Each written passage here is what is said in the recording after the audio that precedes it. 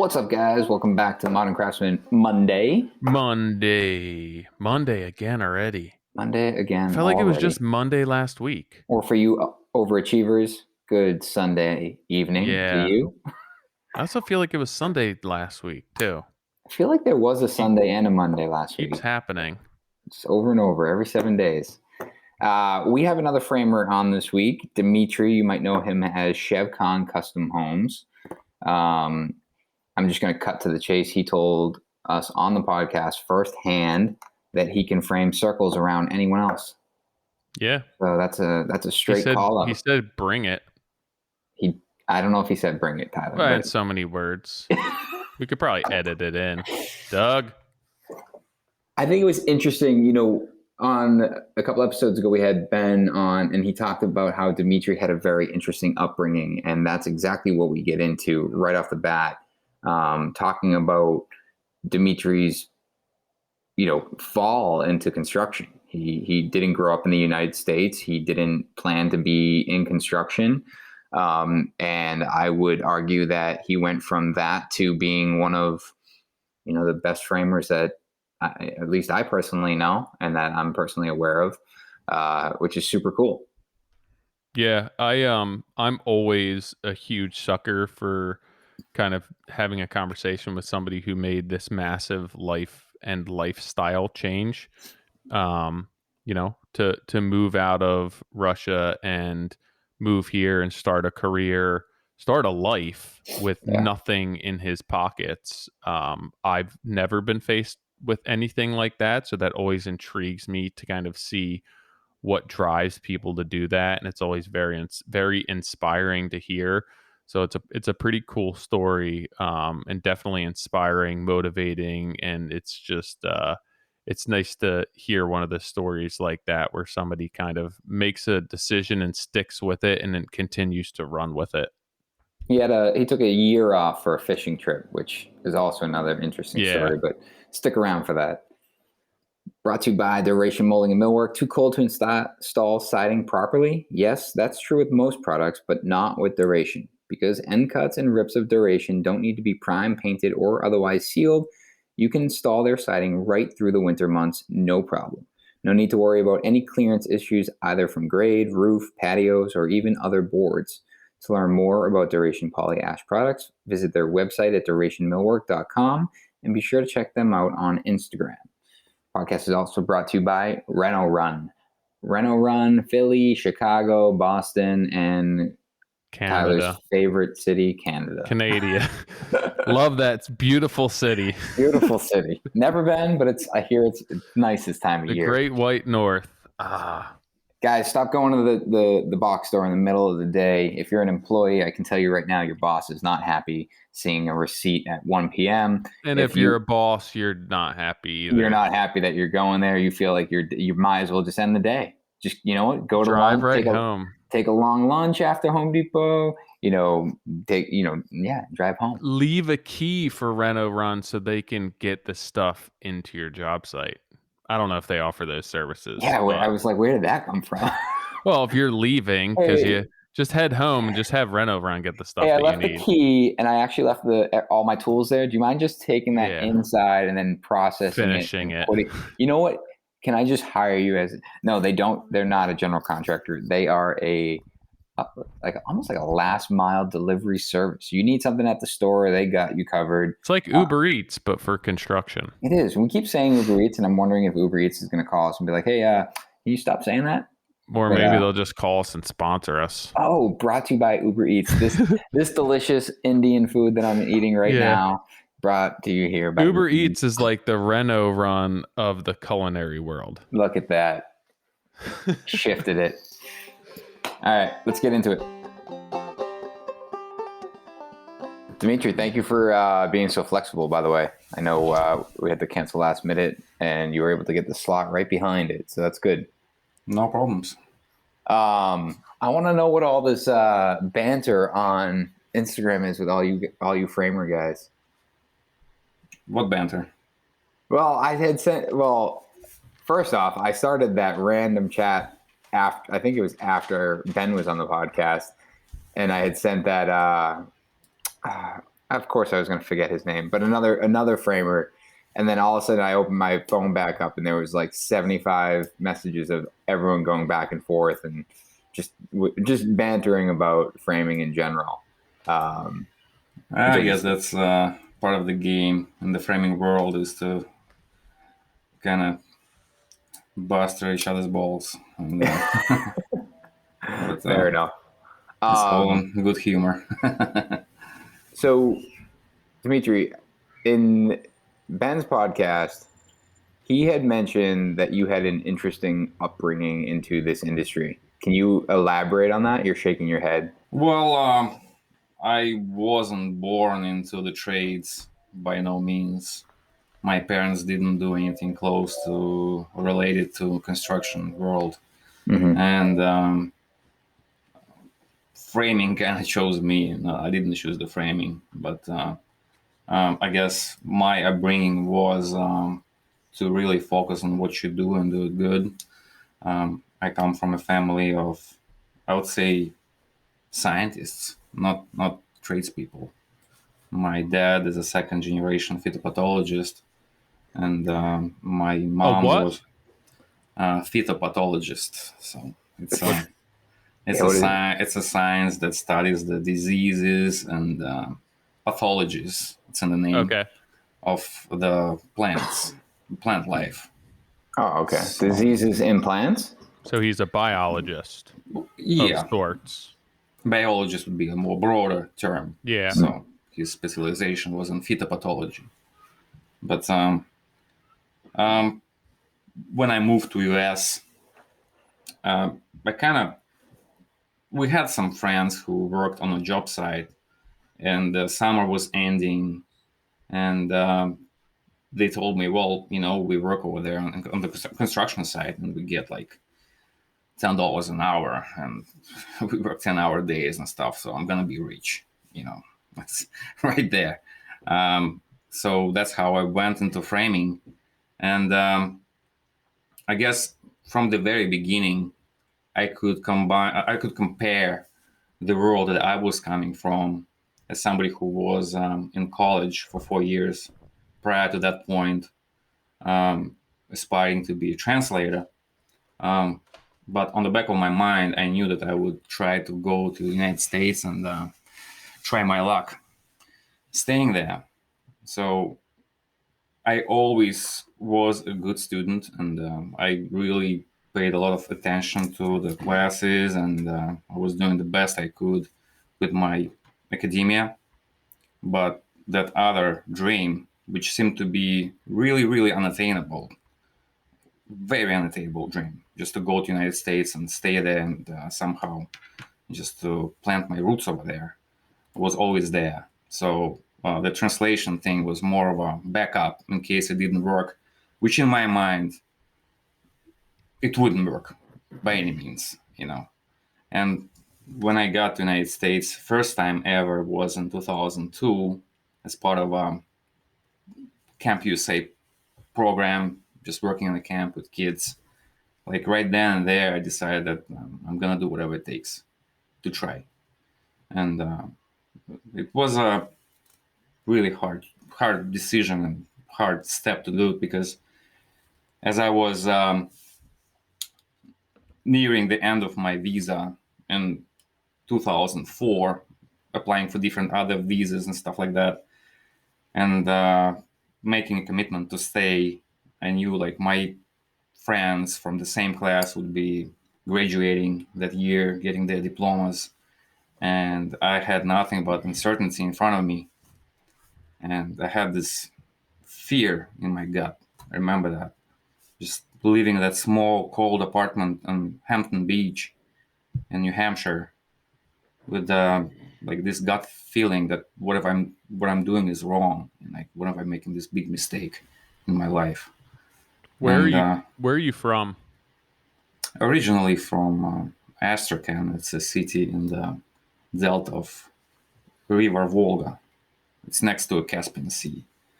But myself, I'm coming from even a smaller town down south from that which you won't be able to pronounce anyway. So let's just skip on that. I don't think I can pronounce or know the location of any of the towns that you just mentioned. So you moved here, like your parents and everyone didn't come with you, you just moved by yourself? Yeah, I moved in 2004, and in I think 4 years, my 2 brothers joined me. And But so you were you getting done or what were you, like 18, 20 in 2004? I was oh man, I don't remember. I mean, were you in I think I was 20.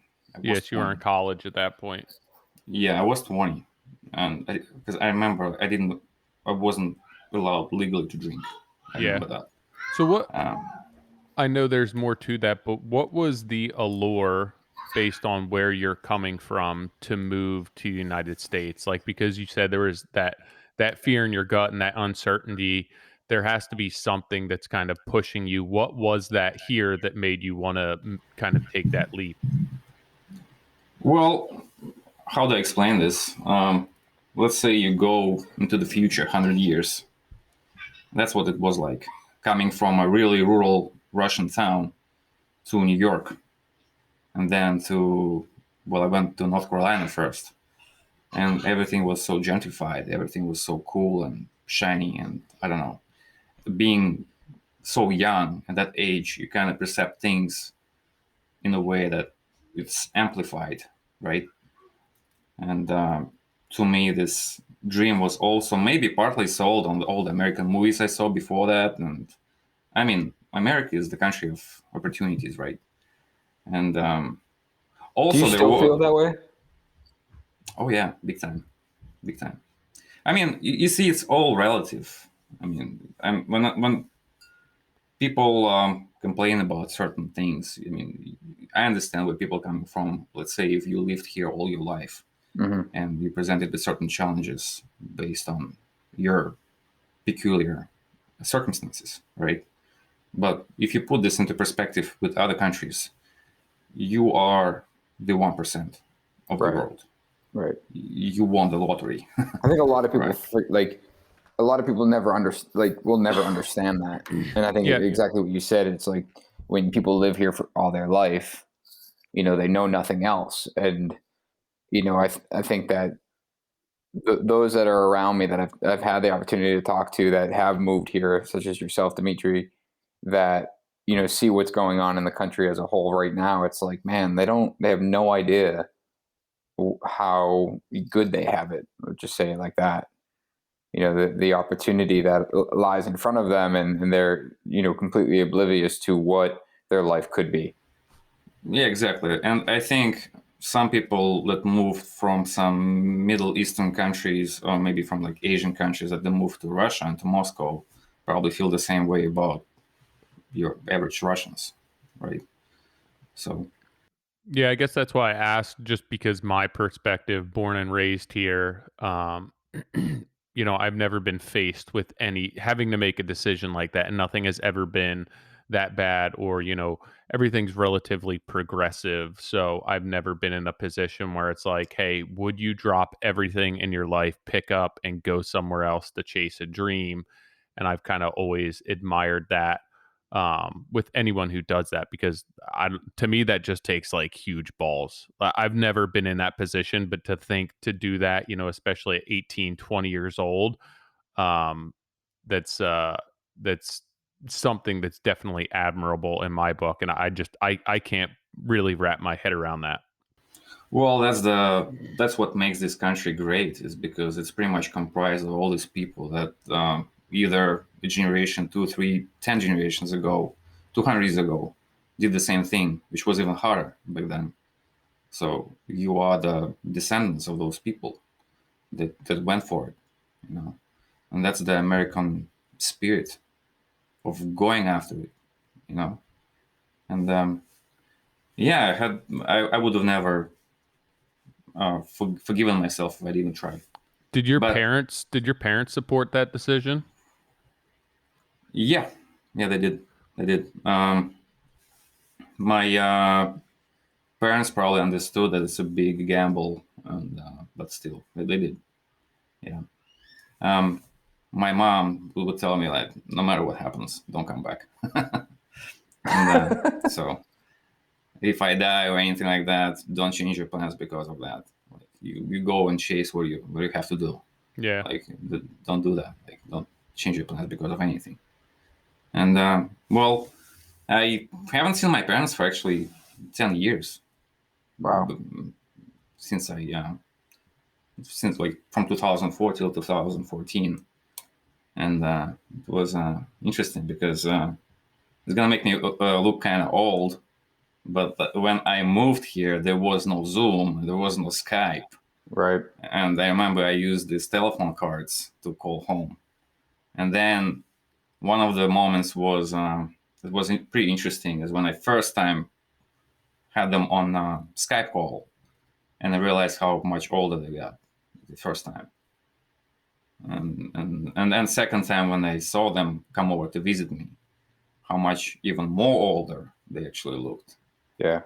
Because you have this image of them in your head that's like 10 years old. Right. Well, it's when you see someone on a regular basis every day, whatever it is, and then it's all of a sudden you don't see them for these long lengths of time. It's almost like they get old so fast, but you're not seeing the incremental changes. You're seeing big changes. Exactly. It's quite a shock. So you came here, you kind of fell into being on a construction site because you're going to be rich making $100 a day or $10 an hour. Yeah. Who is that? Who is that construction company? How did you get linked up with them? That was a construction company. I don't remember the name now, but they were framing these huge condos on Salisbury Beach, right on the water there. They built a few of those. And that was my first construction site. I remember there was a huge amount of guys, like Brazilians, Mexicans, quite a few of us, Russians. And so you just saw it as an opportunity to make money. The summer was nearing the end, and it was a pretty sad picture on the beach as everything was getting boarded up, and was kind of so it just was such a big uncertainty in front of me, like what I'm gonna do, how I'm gonna make a living. Because when I went over here, I had like a few $100 with me, and after the summer, I saved up a little bit of money, just enough to buy an old beat-up car, which I crashed a few months later. Oh boy, the whole budget went down. And yeah, it was pretty nerve-wracking. So I had to have that income, and construction job site provided that income. And when I started off, I saw it was like Wild West, and for a while back then, all these old school American framers, everybody waist naked, absurd, like obscenities everywhere, everybody's smoking, and it just was rough. And back then, when you would start, it was also harder to progress because I think the access to labor force back then was a lot greater. There were still a lot of American guys around, a lot of guys from all over the world in that spot. And to get to the next level, you would have to do whatever the menial task they would give you to do so fast that they wouldn't have enough of other stuff to do for you. So, like, I'm done with this strapping. And you know what? I know how to do this stuff. Let me figure this out. I'm sure I can do this.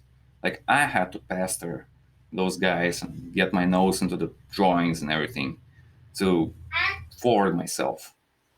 So it's quite different with the environment now, because now younger guys actually are in a great position because I take them and tell them, look, come on, try this one. Do that. Let me challenge you with something else. Like, they don't have to fight for it like we did back then. So that's the big difference between then and now, right away, right there. But So also, go ahead. But also, I think I saw coming from. I mean, I didn't really work as a white collar guy, but I was in the environment of this academia and stuff, and I did have some practice as a translator at the Chamber of Commerce of our city. Coming from that environment into more blue collar environment, I saw the deficiencies in the approach. I think what I saw, why this whole blue collar group of people was perceived in a certain way. I thought to myself, well, if you would just change this in your appearance or in your behavior or the way you do things or approach this and that, you could probably come off as a more respectable professional human being that would be treated with more respect. And while in the same way appreciating that when I was dealing with these blue collar guys, I actually liked them better because there was more sincerity and I think a little less toxic environment than white collar world. At least that's what it seemed to me. Everything more raw, more honest, and I really really like that one. So when you were working in the construction field at this point, was this your end goal? Were were you thinking I'm gonna kind of progress along this and this will be my career? Were you still counting on something else to kind of be your end goal? No, it wasn't an end goal at the beginning. I did try my best still, but there was also another idea of we had some guys that we knew that were working on fishing boats, and I heard that they're making pretty good money. So that's actually one of the lessons in my life that I still value to this day. I had a friend. Later, he was deported, but at that time, we were living on the beach, and it was assumed, at least everybody would tell us, that to get to work on a boat, you would have to work on a fishing, like loading dock, whatever, and you had to work there for a while, and then if some captain would see you and they would offer you a job, but you had to go through this, like pay your dues and work there first, and then maybe you would get to work on a boat. And my friend told me, I know what, screw this. We're just gonna drive to Gloucester and we're gonna get on a boat. And I'm like, well, I'm up for that. Really? Just like that? Yep. We're just gonna go there and get on a boat. We're gonna go out there and get it. And we printed out MapQuest. Oh yeah. I remember MapQuest. Yep. And we drove around Gloucester talking to boat owners. We also heard that you're supposed to hit some bars, the Crow's Nest. And we went there, saw that guy, old guy Moses. I think he's still around, actually. I don't know if you saw. I actually saw them last time we went on fishing with guys last springtime. I don't know if you watched the movie The Perfect Storm, but there was this guy Moses with a white beard. It's an actual person, and he's still out there. Well, anyway, we got on the boat, and that was the hardest thing I've done in my life, probably. Why? I'm going back to Russia. Screw this. Yeah, I mean, well, it was just. It's brutal, right? Like it's so taxing. It's you. Well, yeah, there are different types of fishing. Probably one of the hardest types of fishing that gets less glorified and nobody knows about is slime eel fishing. And at least the guys who work in Alaska, they get paid good money, and the guys film series about them and documentaries. But the guys that do slime eel fishing, nobody knows about them. But it was brutal, just brutal. Okay. Like I know now how these guys that go through Navy SEAL training or something similar feel, because you would get broken, like literally broken, like to absolute like mental breakdown a few times in 24 hours. Well, so I had a friend I worked with before I started my business when I was in commercial, and he was an offshore fisher.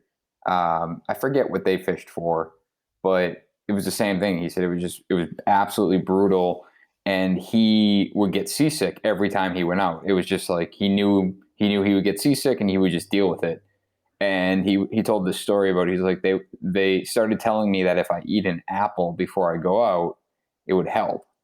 And come to find out, it actually does not help. It's one of the worst foods to puke up, and they were just making him throw up and be the worst it could be for him because of the acid of the apple. But I never really asked him like what was so beyond obviously the torture of your crewmates or getting seasick, because I've actually never been seasick until I went shark fishing, and I was fine. But once the boat stopped and you can't see the land and there's no reference point of like what's up and down or level, I guess I should say, I lost it and I couldn't figure out what was going on. But every time I got behind the reel to shark fish, it went away. Like the adrenaline would overtake my sickness and I was fine. But the moment my adrenaline went away, I would start puking again. My long-winded way of asking, like, what was, like, in as much detail as you can give, like, what was so mentally hard about being on a boat slime eel fishing? Well, one of the first things that is just hard work, and that hard work comes in. We have string that you cast with two buoys and the whole string, and then you cast another one. So there's probably going to be like a few strings out in the ocean. So your biggest break is when once you cast all of them, you make a circle to pick one up, the first one, and you pick it up and it goes through the boat, it goes out again, and the other one goes out through the boat again, and another big break is when you come back to circle to pick up the other one, and that keeps on going for like 6 days straight. And your work shift might fall to be at 9 p.m. It can be at 2 a.m. and then at 4 a.m. and 6, 7. You have these short breaks, and maybe one break for like night sleep, a few hours. But even at the night sleep, you have to be on the watch. So you still lose 1 hour sleep just being on the watch, sitting there. And this thing grinds you down because it just keeps on going and going. And even though you can tell what time of day it is, your biological clock just gets all messed up because it's like you don't have this concept of this is the nighttime, you sleep, this is the daytime, you work. So you get these shivers, and also they have this really loud alarm that wakes people up. Like if I hear this sound again, I just get fucking pissed off. You know, it just gives you this cold sweat if you hear it, and that's the toughest part. Well, the other thing is when I would go home, it was such a blessing just to sleep on something nice, big, and level. It doesn't shake all the time. Just the good night's sleep on a steady surface is a good thing. Did the entire boat feel that way, or was it the guys that were newer to it that felt mentally broken? Like, I guess what would entice you to do that for your whole life?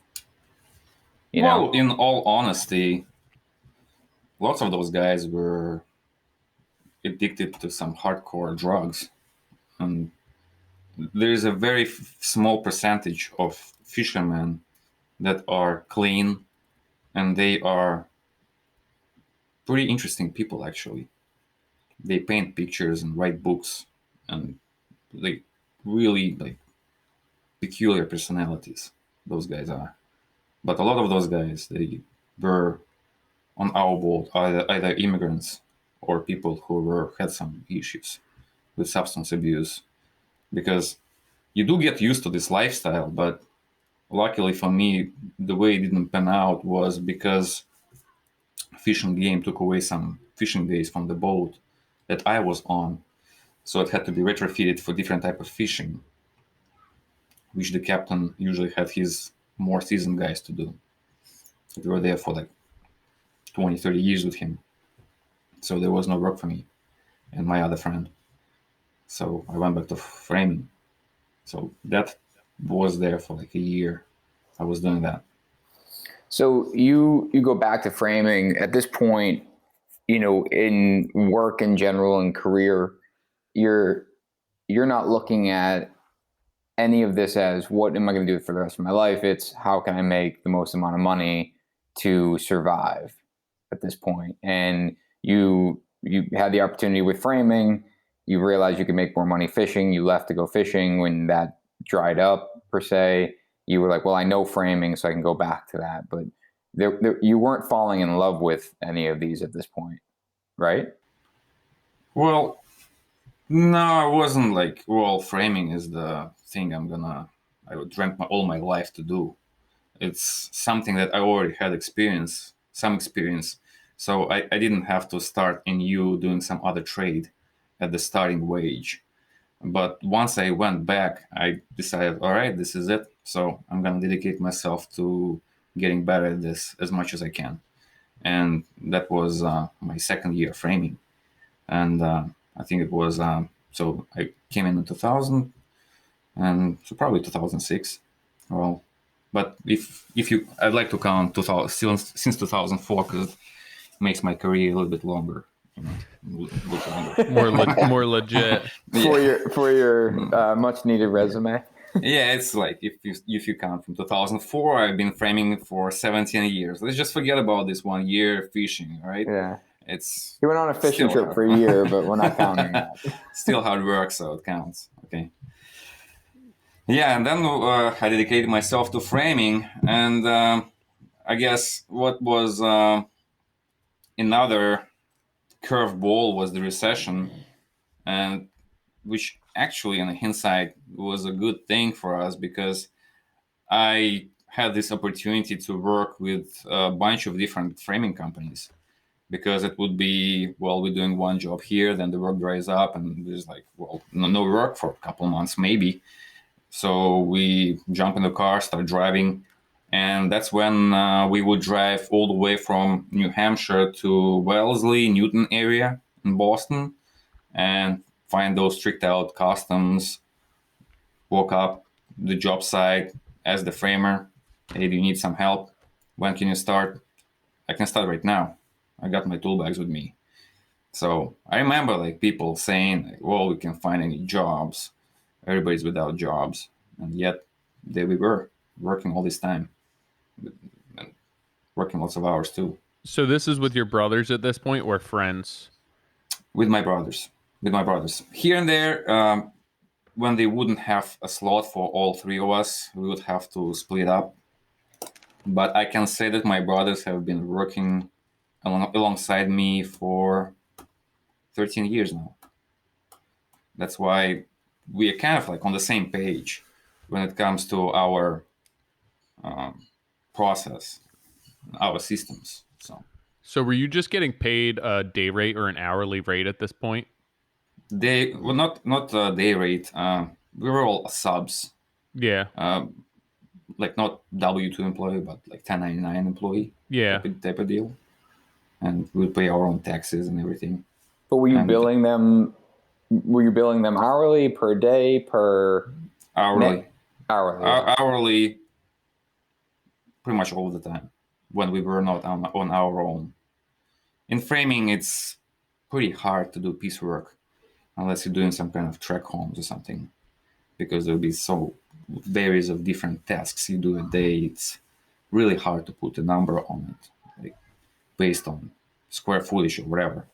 With siding, I knew a bunch of other Russian guys that would do piecework or similar trades where it's more cut and dry in terms of square footages and stuff. So when you, at this point, you kind of have, I mean, I guess you would have essentially like your own business at this point. You're going to work for whoever needs help. I guess you're approaching the GCs, asking if they need help with the frame. No, it wasn't. We didn't have a business at that point. We're just three guys with tool belts. Okay. Working for other framers as subs. And was there anybody? I feel like getting into complex framing, bouncing around wouldn't necessarily be ideal. Was there anyone who kind of took you under their wing and showed you the ropes as far as framing and sequencing, and obviously getting into roofs and all that stuff is a different beast? But was there anyone that you kind of stuck around long enough to teach you kind of how to frame? I wish I could give a credit to somebody who would be close to a mentor. Yeah. But the longest we worked for was this other Russian guy who had a company. But he worked for general contractors who just not ideal, I would say. And I remember him telling us things that just really made my blood boil. Partly because it was maybe recession, how he would come up on a job site and the GC would tell him, well, you know what, the thing you priced, this one, it's actually, I'm gonna have to let you build it cheaper for that amount of money. And when he would work for clients who would tell him, well, you said that you're charging this much for square footage, but we have an atrium here, so why don't you just subtract the atrium square footage from this stuff? And it's just, if anything, you should multiply it by 2, but because you're gonna build staging there and then take it down. Okay, but regardless, we worked with this guy. Then we were kind of bouncing around because we were like a unit, and like even this Russian guy couldn't afford us at all times. Like he could use us for something a little more complex where there was needed to be a push. And I guess with him we built a few rather nice houses, and with another guy, a Polish guy, also.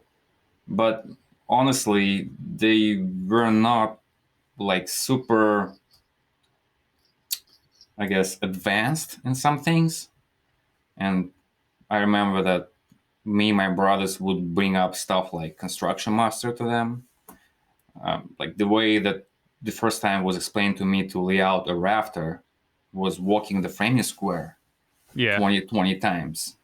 And I guess it's a good thing to know the very basics of it. But then we were like, well, we can just like punch these couple numbers in here and it gives you the diagonal, right? And so we were always trying to learn these things. And it was way before Instagram or Facebook that we were trying to find all this material, buying books. I remember buying books on, was it Amazon or eBay? Maybe eBay. Yeah, they had like hat.com back then too, that I feel like Amazon bought or eBay bought. So I don't want to sound arrogant or anything, but just like all of this stuff was pretty much self-taught. Yeah. And I wish I had a mentor, but I didn't. And whatever the knowledge that I happened to acquire, I would share with my brothers, and we would all try to better ourselves. It's funny because I think that being self-taught while doing it makes you want to bang your head against the wall, and it's so difficult, and you kind of curse everyone. You wish that you had somebody there to take, some of that pain, alleviate some of that pain and kind of help you along.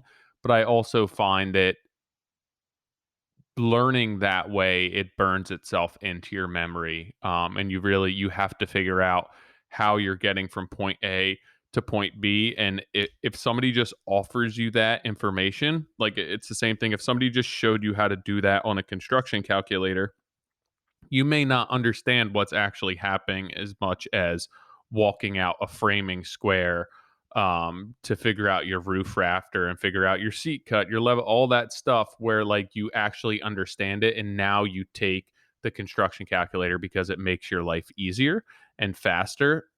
But I don't always think it's the worst thing in the world to be self-taught. I think that most people just end up giving up because it's too hard, and the mistakes are too often. It's too costly. The learning curve is too steep. So I it's definitely doable, and it's doable 20 years ago. It's even more so doable today, but it just kind of shows that you're willing to put in the hard work and kind of figure out how to make that happen. Well, you know how many times people comment on my Instagram posts or DM me, like, I wish I knew the geometry so well, or I wish I knew algebra so well.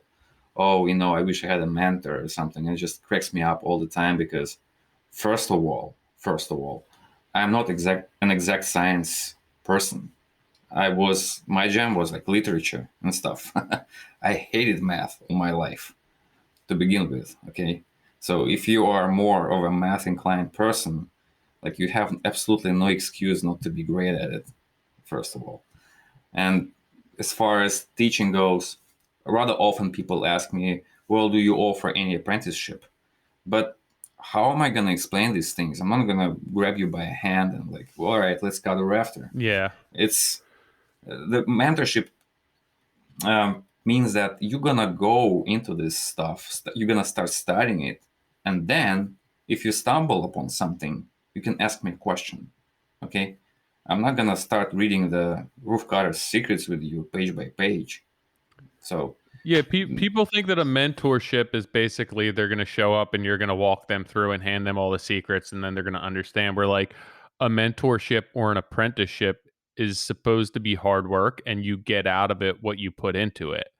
And it's really, I'll let you shadow me. You can work with us. Obviously, you'll get paid for that, but I'm not going to stop my entire day to walk you through and say, this is what we're going to do at this point. If you want to ask questions, I'll help questions, but I'm not going to slow down my pace to kind of get you up to speed. yeah, at least right now, like I mentioned before, you don't have to fight 10 other guys to do that task. All you gotta do is just to show initiative. And it's really, really easy right now for the guys who are just starting out as apprentices, so to speak. All you gotta do is just show initiative, tell me, hey, you know what, I wanna do this. I'm gonna do it that way. Right? Try it. Like, I think that's I think that's what I struggle with, where it's like, talking internally with my team, we've reduced how many carpenters we have on staff right now to kind of reassess that in the new year. And, and I keep talking about wanting to put together a training program, bring in guys that are completely green. I get a email once a week of someone, hey, I want to get into the trades. I'd love to learn from you. And I genuinely want to do that. But, as you're talking about it out loud here, that's where I think a lot of times that part's missing, the initiative to come to the table and do the outside learning on their own. Because Dmitry, I was the same way, growing up. Like, everything I, especially from a carpentry side, was self-taught. I had one guy I would call a mentor when I was young. He worked in my father's fence shop, and he taught me how to weld and do some, simplistic wood fabrication. But everything else after that, it was self-taught. I told the story a couple of weeks ago, is that I framed one hip roof in my entire life, and I always wanted to be a better roof rafter cutter. Like, I love you post the drone shots of the roof. A roof rafter cutter. A roof rafter cutter. That's very professional, Nick. Nice work. I hope everyone makes fun of me for that. But I remember doing that hip roof, and I was like, I could, I'm not going to go ask someone like, hey, can you show me how to cut this roof or lay out these rafters? Because there's information out there that can teach me that. And so I still have it somewhere, this carpentry book that I brought to the job site, and I went through it, and I probably cut, 10, hip rafters wrong, but finally I got it. And it's that process is invaluable. And I think like you're saying, it's like everyone wants to skip that step. It's like, how do I get to the answer the fastest way? And I think, Tyler, you're right. I think that, by getting to that answer the fastest way, you lose a lot of the ability to learn the process in which it takes to get there. Well, you're not going to remember anything. Yeah. It's not going to stick with you. If you didn't really got through all that mental block to get to that answer, right? Yeah, it'll just be temporary. It's gonna come, go in and out. And that relates really well to my college experience. Like everything, even if you go to college to study something, you still self-taught. All they do is they direct you towards the source of information. And I would say that's what they would teach us, is that the most important thing that you should get out of any college education is the ability to seek out information and analyze the information. You're not going to just memorize something out of the book and then keep on repeating the same thing as it's the truth right there. You have to constantly analyze stuff and seek information and process it. I guess the most overwhelming part, of thinking about being self-taught, where you're looking at it from, if somebody's framing a house, you're seeing that entire house being framed. And it does seem very overwhelming to think, hey, I'm not going to be able to do this. But for me, learning how to cut a rafter or to set a valley, or, as Nick's saying, a hip, or cutting all of your rafters at that point, I think that's doable. Like understanding how to do that, the math behind it, string lining stuff, that's doable. For me, where having somebody there to help you is like, at what point you want to post down, like at what point do you want to start bracing your walls, when are you sheathing them, to square things up. Like that's the crap to me, where it's not quite as intuitive, or there's not like a mathematical explanation for it, but it's like, hey, listen, if we square this wall up now, or like pull this wall in and brace it, it's going to help us 2 steps down the road. That's the stuff where I feel like working beside somebody, you can pick up more so than just like, this is how you're going to cut your common rafter, because that's very easy to figure out. Not easy, but like it, there's a right and a wrong answer. But there's also like that person also needs to like want to learn that and want, absolutely. Where it's like, you think about you're an apprentice, working beside you, and you're out there laying rafters out, running math on it, stacking rafters up for a hip roof. Most of the time that person's just going to kind of stand by the wayside and wait for direction to do something, or like, or getting the next piece, getting another rafter so you can cut it, not paying attention to what the actual process you're doing is. And that's, because they're like, oh, it's, this isn't my role. I'm not learning this. I'm not the one cutting it. Why am I going to pay attention to it? And again, I'm generalizing, but I think that, in parallel with people that are trying to get to the answer the fastest way, they're also going to ignore the opportunity to learn it. Like standing next to you and watching you figure out the math behind how to gang cut these rafters. I think it's totally useless, honestly. If I would be standing next to somebody looking at the math, it's total waste of time. Right, but if you have to do the math yourself. Exactly. And say, all right, I don't know how to get over this particular problem here. I don't know how to solve that one. Can you explain me? If you're just watching some guy putting down numbers and writing down formulae, it's just not gonna be that helpful, I don't think. And as far as help goes, that's what differentiates good help and the ones that are gonna make it from bad ones. They will not wait around for your directions to micromanage them at all times. They pick it up. They know what's next. What I do now. Go ahead. You can finish. That if it even means like picking up a broom and just clean up a little bit, So you basically moved to the U.S. when you were a teenager, 18, 20 years old, and then started finding work on your own, trying to establish yourself. And then there's, a lot of people claim to be self-made, this and that, but you truly showed up with nothing in your pockets and have established and made a name for yourself, whatever that may be. Does it frustrate you when you get DMs and somebody says like, I wish that I could work for you, I wish I could be an apprentice, I wish I could shadow you, when you just want to be like, we'll do it? Like, get off your ass and do it. Like, you sitting there wishing that it was this way or wishing it was that way. The only one who's really going to control your life is going to be you. Well, first of all, I didn't make it yet. Okay, it might look like something that's. I mean, I don't have all the answers, so it's like it's a struggle on every single job to make it. Every single job is a struggle. It's a fight against budgets and time and weather and design, whatever.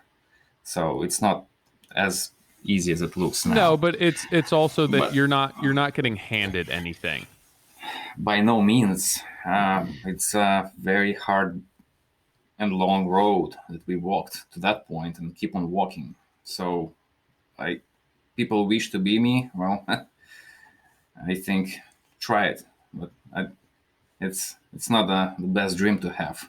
Yeah, like for me, that it ends up being somewhat frustrating, and I get it a lot when people are like, "Well, what paint tip do you use here?" And it's like, that's not what you need to know to make this happen. And even to say, I wish I could work for you, I wish I could apprentice for you, and that's not that's if it were as simple as that, like, anyone could just show up and work for one person and they'd be successful and they'd figure it all out. It's about putting in the time. It's about screwing stuff up. It's about not being happy with substandard results. And it's just a personality type where maybe somebody can help you along the way and they can answer the questions, but working for that person isn't necessarily the quickest path to where you want to get. That all starts with you. When I was living here illegally, actually, for 10 years, I was an illegal immigrant for a while. You hear to hear first, guys. Yeah, let's address the elephant in the room here. I didn't even know the elephant was here. Well, now it's out now. But the only thing I wished at that period of time is to have a work authorization. One little piece of paper. And the whole world would be open to me if I had that little piece of paper, work authorization. And if somebody who was born here complaining about something, shut the hell up, okay? You shut up. I don't want to hear it, okay? You are not even 1%. You're probably 0 point something percent in this world that has all these opportunities. You can do whatever you want, okay? So I have no time even addressing this. Yeah, I mean, there's the people too, who want to put their feet down and say this is our country and this is what we want. We want our people here, and like you didn't create this. Like, you were born into this. It wasn't like you had anything to do with establishing this. Where that whole argument to me is. It blows my mind. Typically, it's the people who, don't do anything, who never really establish themselves, and they're just like, this is my country. Well, 2 generations ago, it wasn't your country. So what the hell's the difference? Well, I love this country a lot and respect Americans, those who are born here or not born here. It's two sides to the medal, right? On one hand, I feel like I'm more American than any American that was born here because I wasn't born into it. I made it happen. That way, I feel like I'm more American. But at the same time, as I'm looking at my son, he was born here, and he carries in him my blood, and maybe in some way the sacrifices that I have made for him to be here.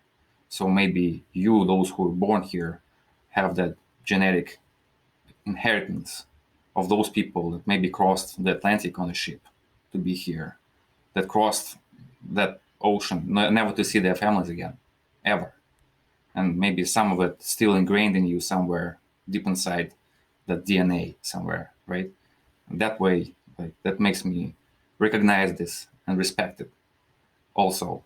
So as far as people saying some stuff, I might have just pissed off a lot of people by saying that I was illegal here, and it's okay. I understand where these people are coming from as well. As a person, I don't care. I only care about it as a owner of Shevcon, and I think if you're not gonna hire me based on that fact, maybe you're not my client. It's fine. It's fine with me. Okay. If you hire me, I'll give you the best product. And that's all should matter. And in my company, what I practice is radical meritocracy. I do not care where you're from, what ethnicity or race you are. I just don't care. And as long as you provide something for the company, if you can carry your weight, you can be whatever. I don't care. That's my philosophy. That's the way it should be. Did you is your wife from the United States originally? No, she's Russian born. And you met here? Yep. Yes. So is there like even when you moved here in the first place, you knew people from Russia, or was it from back home that kind of were able to get you up and on your feet, or was that community like for you, or was there no community? Well, it's a really close connection that you have with people that have similar circumstances. Like we had, like if you would move to Russia and you knew a few American guys that stayed the same way in Russia, you'd probably be pretty close to them. It was a pretty interesting dynamic actually, because we are connected that way while having absolutely different points of view on pretty much everything and anything. I bet I know that most of them look down on me, and maybe still look down on me based on my trade, and it's fine.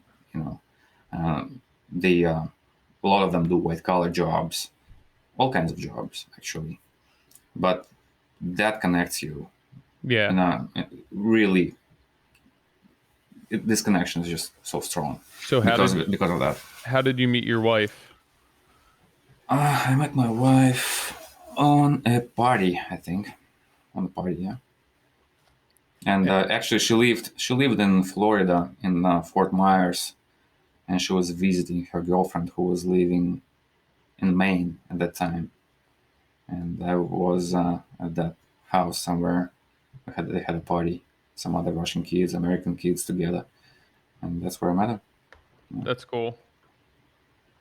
So, at what point do you think in your business you kind of went from, working, looking for work, kind of taking what was handed to you, to establishing yourself and really getting your business off the ground? And, obviously you started Shevcon Homes, but at what point do you think you kind of were like, I can make that? Like, I know for myself, when I started my business, it wasn't right when I started my business, but I got to a point where I was like, I can do this for the rest of my life and I can sustain. And I realized where I wanted to go with it. Was there that moment for you, or was that job for you that kind of you felt like elevated you, or like projected you to where you were going or where you wanted to be? Oh, I remember exactly. It's when I got my green card, and once I got my green card, I told myself, well, now you have no excuses. Yeah. It's either I'm gonna go out on my own and see what I can make of it. But at that point, you were basically on your own, right? You were just 1099, just like bouncing around, figuring out what framers needed help. Like you didn't necessarily own a business, but you controlled where you worked on a day-to-day basis. Well, that's a good comment, actually. Yeah, I guess the transition was a little bit smooth, I guess, in that sense. Mm-hmm. But still, owning your own business, it's establishing it, having, well, even just starting out and saying, hey, you know what, I'm not working with you anymore, with that other guy who is doing job for other general contractors, and he will have work down the road for sure. If not him, then that other guy. Yeah. So you're crossing them out from the list, and you can't go there anymore. That's it. And I didn't have any backup. So because it was like, well, here it is. I got my green card. I'm going for it. I'm gonna either make it. If I don't make it, I don't make it. It is what it is. And that's how we went for it. I didn't have any contacts saved. We just went for it, and we opened up a page on Home Advisor. And I remember that the guy called us. Actually, I have to say a few words. His name was Andy Marvel, and he passed away recently. And that's the guy who hired us first. And we worked for him for a while, doing different jobs. He's out of Waltham, so he's been around for a while. Old company, and he trusted us. He was the first guy who hired us as framers. So, and the way I talked to my brothers at that time, it was me and two of my brothers, and three of us, pretty seasoned framers. We couldn't bang out anything up to maybe 8,000 square foot house, even without machine. We could do it. And I remember talking to my brothers, and we said, like, well, we get these jobs sometimes, not sometimes, but at that time, most of the time, they're kind of crappy. So how do we turn these crappy jobs into portfolio jobs, right? And that was the whole philosophy for quite a few years, is turning crappy jobs into portfolio jobs. They were all underpriced for what we did with them, all of them. And we just persevered through them for years. Like, blood and tears, guys, blood and tears. So how were you doing that, though? Because what you're doing is affecting every other sub trade, right? So if you're overbuilding or over designing a house, now that cost of the house is going up and more complex for everyone, right? Well, I'm not overbuilding anything. I was doing what's supposed to be done in the first place. But just making sure you were doing it. It's right. just the standards back then and now so low that if you do what I do, people say, well, nice. Yeah. But it's nothing extraordinary. It's what's supposed to be done to begin with. And then were you the first out of you and your two brothers to get your green card? Or was it all and then because they came after you, so it was probably shortly thereafter that they got their green cards, but you were the first one? I was the first one. I think Anatoly was the second. Michael was the last. So yes. What was that reaction like for the three of you when that finally cleared and came in? Was because at that point, if you can open a business now that you're legit and legal, they can work for you, they're on their way to getting a green card. Like, what was that reaction like for everyone? Was that like, yeah, this is, like, shit, we're making all of this happen now? It was awesome. It was a huge weight off my shoulders. Yeah. Because just being here, like, if I've moved here when I was 20, right? So after being here for 10 years and still having that possibility of being sent out from here, it's like I'm already kind of American, right? And I'm in this, and like it's looming over you, that danger. It was always near. And I've seen a lot of people come and go, lots of my friends. And it was mentally taxing to always have this looming over your head. Yeah, not only the potential of getting sent back, but then it's like you just invested 10 years of your life and your business and kind of qualifying yourself into this trade to get sent home. And even if you were to go home and be a framer, it's not, that's not what you're establishing here. That's a completely different thing. So it's not only trying to get through day to day here, but then the potential of all the time that you've just spent basically going down the toilet. Well, exactly. My friends who graduated with me, they at that point were well established in their field by that time. And I would come back to nothing. Maybe I was even, at some point I was even old enough to be drafted into the armed forces. Yeah. I would then lose another year in the army somewhere. And it was not fun to have that kind of possibility because it happened to a few people I know. And on top of like the daily struggles of trying to work in construction and everything else, it's like, now just put this on top of my shoulders as well. Right. And I don't want to sound like this, Mister. Like I had a tough life, because there are people who had it way worse than me, and so there are stories that are way harder than I have. So I was really lucky to have it play out like it did. Similar question to what Tyler had asked, but at what point in your career did you make that, like, did you break through and really start being able to only do what you wanted to do? And I know you're always evolving, you're always getting better, and you're always going to be looking for better and better. But I feel like since I've known you, at least, I've seen tremendous growth, from the little that I see through social media and talking to you, and really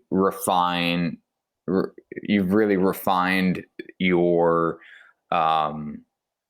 image of who you are as Shevcon Homes. Well, I want to be cautious as to saying that now I can just do this stuff and don't do that stuff. I don't necessarily mean that, but like you talk about doing all those shit jobs and overinvesting, and it's like there comes a point where.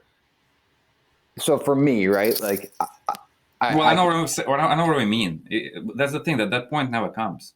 Right. Well, that's what I was just going to say is, like, I think about there's two parts to this, where I think about, like, when I was overinvesting in these projects, and then I would take that and I would do a better project, and where my ceiling was here. And as I got closer to it, I'd move that ceiling up, and then I'd move closer to it and I move that ceiling up. And it's always like this constant chase. You're moving the goalpost, as they say.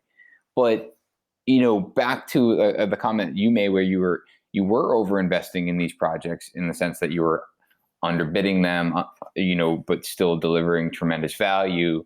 You were relying, and this is an assumption, but you were relying on the GC to see that value, because it's hard. Like for me, or as a general contractor, we get to show the final product, right?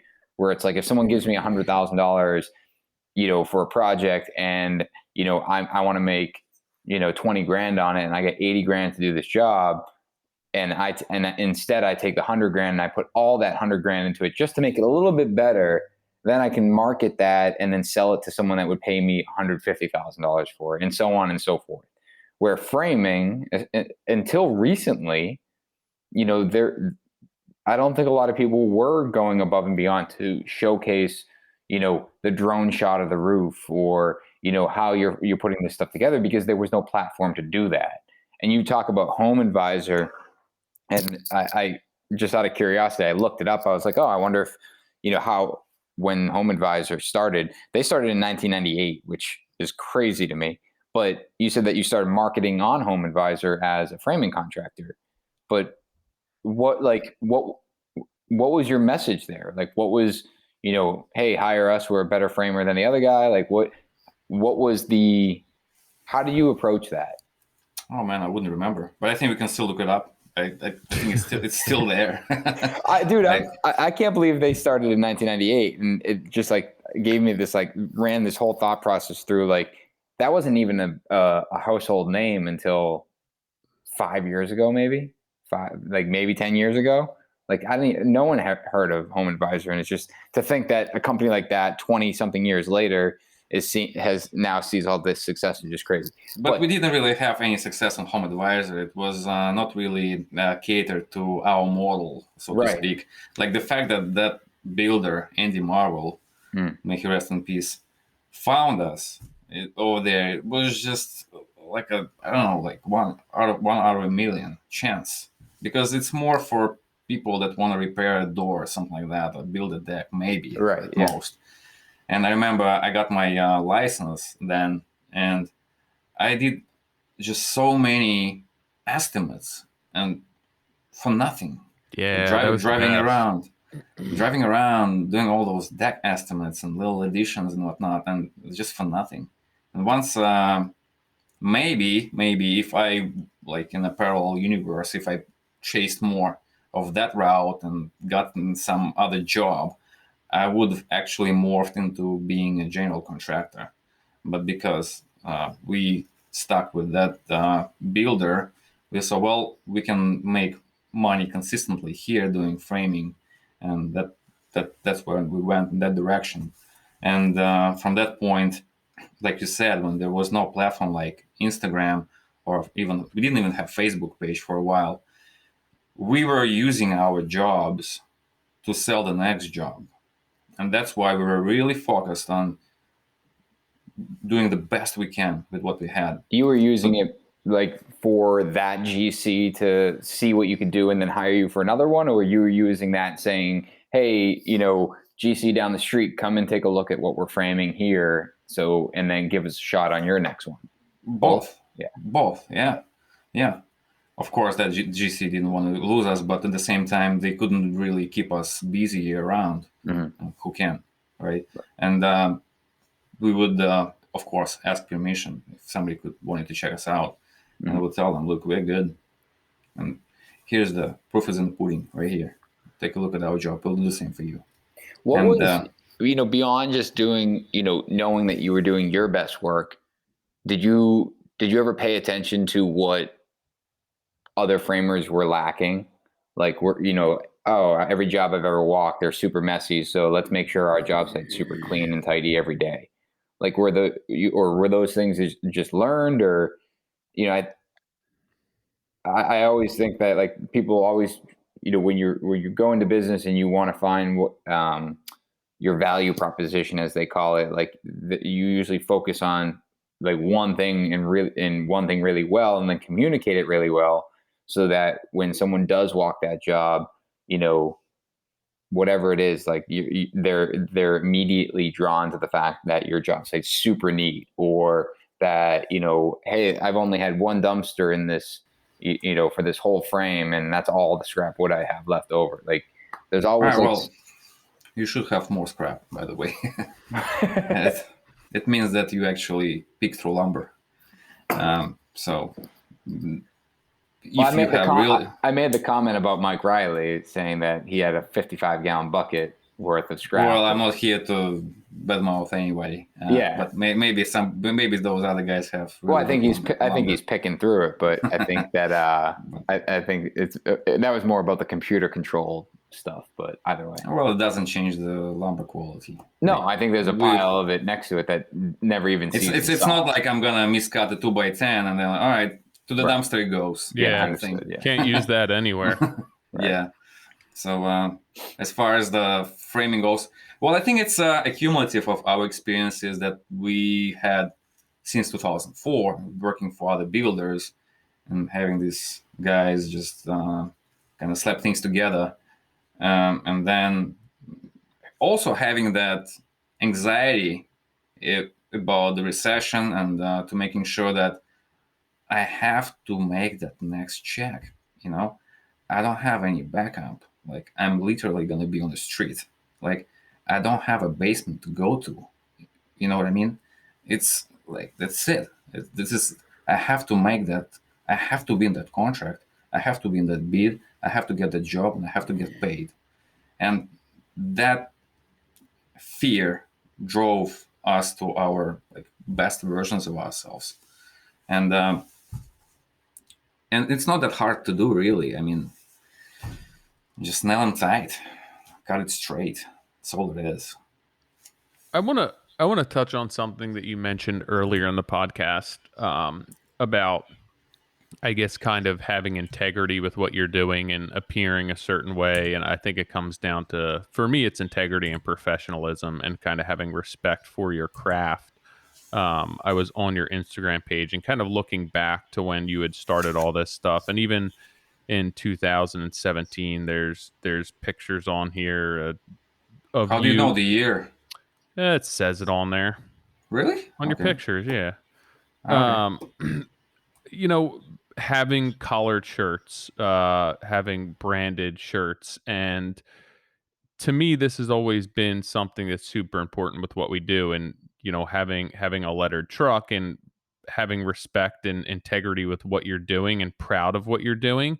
And I don't think that a lot of people do that in the trades. And I kind of wanted to get your opinion of that.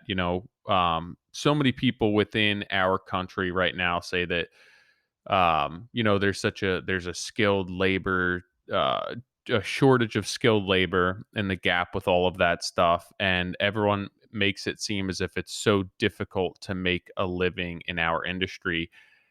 And it kind of seems as if it's difficult making a living if you're trying to kind of stay at that consistent level where you're in the middle of the pack and it's all price driven and people are only hiring you because of what your numbers come at. But if you came into this and you're trying to establish yourself as somebody who's above that and make a living, and part of that is respecting your craft, respecting your employees, making sure that everyone looks professional, that your trucks are neat and tidy. And why is that important as a framing contractor? That's a very good point you raised, because it was one of the first things that I noticed about the framers is the appearance. Yep. And appearances matter. And it's one of the first things I talked with my brothers when it was just three of us. I said, look, we should do better than that. And we actually, one of the shirts designs that we ordered was all white. And everybody was laughing at us on the job site, like, hey, you're going to get all dirty and stuff. It's white. I'm like, dude, we're not mining coal here. We're working with wood. Yeah. There's no reason not to have a white shirt, especially that we spend so much time in the sun. It makes sense. Okay. Yeah, it might not be like alpine white in a few months, but still it's going to be white. And these nice shirts that we had were probably like the nicest around for a long time. And maybe in some way somebody saw it somewhere on us. Okay, maybe we're not the first ones. Who knows? But not that many were around. And we would appear on the job site, and I would see these looks on other trades, like, who the hell they are? Like, are those framers, really? And like, yeah. And it's important. Like, appearances matter. It's one of the things that I tell our co-workers on our crew, that we should not just act professional, we should look professional. And it's very important. And it's only in this way that we can command respect for our trade, because lots of this disrespect, part of it is just because people are, I guess, ignorant, right? But the other part of it is well-deserved. Well, don't behave like a hobo, and how are you going to command respect if you're spitting everywhere and smoking inside the job site, being without shirt and stuff? Yeah, all this bravado is cool when you're a kid, but we're grown up men and we're professionals. That's how we put food on our table, and we take it really seriously. Yeah, it commanding respect, I think, is one of the most important things. And for me, it's always, and I learned this, watching what Nick has done. And I feel as though you can't ask somebody to pay your premium or, respect what you do as a career, as a living, if you show up looking like a slob, if your truck's broken down. And I've taken heat for this, where people, like, you shouldn't judge somebody based on, if they're working out of a pickup or a lettered box truck and whatever it may be. And I've taken heat for that. And for me, you can't, it's always been about, like you said, commanding respect. And then you're asking these people to invest in you. And how are you supposed to, you know, ensure that they will invest in you and guarantee that if you don't invest in yourself, if you don't, have a nice truck, clean your truck, wear nice clothes, have lettered shirts, if you're not willing to put the money back into your company, how can you expect customers to do that? Well, it also dates back to something that my grandmother would tell my father. My grandmother, I never met her. She died before I was born. But they lived through World War II and all these hardships. And they were poor through no fault of their own, because they just lived through hell. And she would say something in the line of, you can be poor, but it doesn't mean that your floor should be unswept. Yeah. Like, you might not have a fancy furniture inside your house, but it can be organized and tidy. So there's no excuse for that. Yeah, I think that, we look at builders, we look at general contractors, and a lot of the specialty sub trades, and I think they do a decent job of showing up with lettered vehicles and having branded shirts and looking professional. With framers, it's not the case. I'm looking at a frame in my backyard where they show up, they have plywood on the windows of the van, just bolted to it. There's no magnets. There's not like the trucks are. There was a Suburban that one of the framers had that broke down right out of our back door and sat there for 2 weeks with just like tools and wood piled in it. And for me, that's pretty typical of the framing industry. And it's you have a contractor or another framing sub who lands the work, and then they sub it out to these other guys who are less money, who can bang this out. I had a framer on a job who showed up, and his tool belt suspenders were a basketball jersey that was cut down the front. So he cut a basketball jersey down the front and then tied it on to his belt as his suspenders. And I'm like, this is what, you got the foundation in the ground, and now you're pressing forward, and you want to set the tone with a nice quality frame. And then this is who's showing up to the job site. And again, like you just said, this isn't always a fault of these people. They're doing the best that they can. But for me, it's like, how are we not demanding more of our trades, of our sub trades, of our builders, of our customers? Or is it, it doesn't matter because they're not in the house. It's such a preliminary part of the job that who cares what they look like? Well, that right there is not that guy's fault, really. It's the builder's fault. Exactly. You are accepting this. You're accepting this work, and you're accepting this behavior.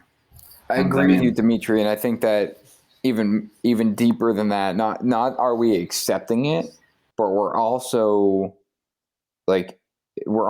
creating it, because I've talked about this before, is that these high-end builders, these luxury builders, demanding a premium for their product, they sell it to the client as a premium product, and then they turn around and they find the cheapest guys to build it to increase the profit. And it's like, you just spent weeks, months, whatever, selling to this client that you are going to do. You demand a premium. You're gonna be the most expensive builder. You're the most expensive I'm not the most expensive, but I'm definitely not the cheapest. It's like, then why are we then turning around and asking our trade partners, our subcontractors, to race to the bottom? Where it's like that guy wearing the basketball jersey. It's like that he's probably been beat up so many times on cost, or his boss has, or whatever, that it's to a point where it's like, I just have to do this. I have, micro thin margins, and, they're going to beat me up on it. So I'm never going to get ahead. And to your point about the recession earlier, it's like, I fear for these guys where it's like, all right, they're racing to the bottom. We're pressuring them to do it cheaper and faster and less expensive. And then they have no reserve.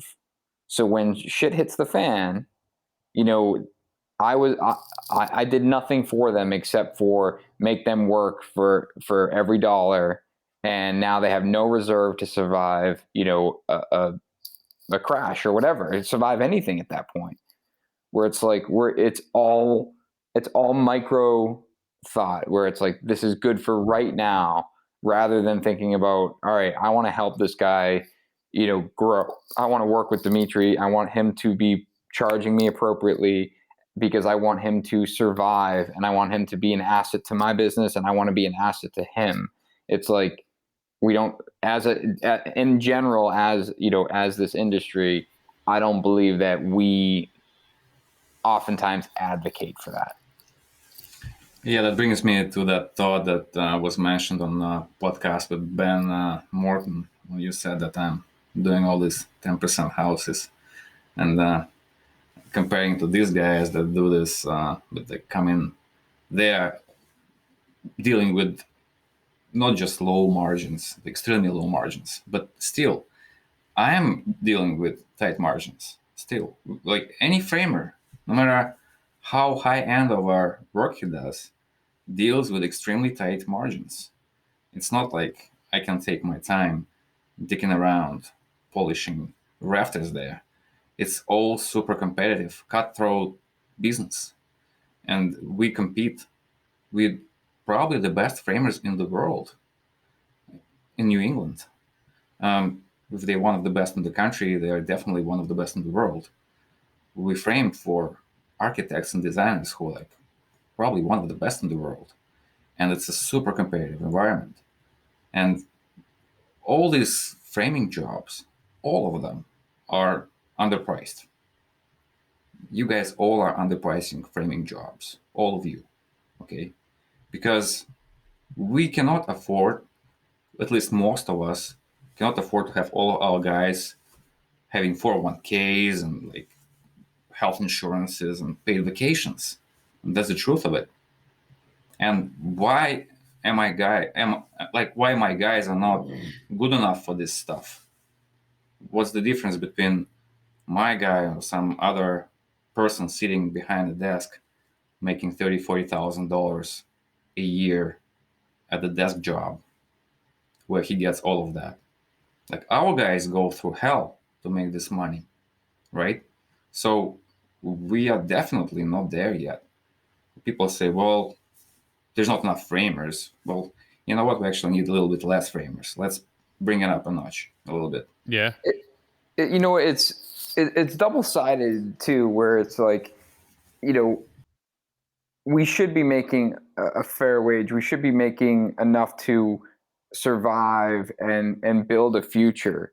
Because these are valid careers. These aren't entry-level jobs. These are great careers. And beyond the cutthroat side of it, it's like the unfortunate part is that in order for some of these guys, like yourself, to continue to thrive and continue to be very successful and make a really fair wage and then pay all your guys a fair wage, it inevitably drives the cost of the home up. And then now we're talking about homes like there's nothing that we're even looking at where it's like we can't even be under $1 million anymore. And it's like, and I know for me, it's like $1 million house, that's a huge expense. And Nick, I'm sorry to interrupt. Yeah. You ever been to those mansions in Newport? Yes.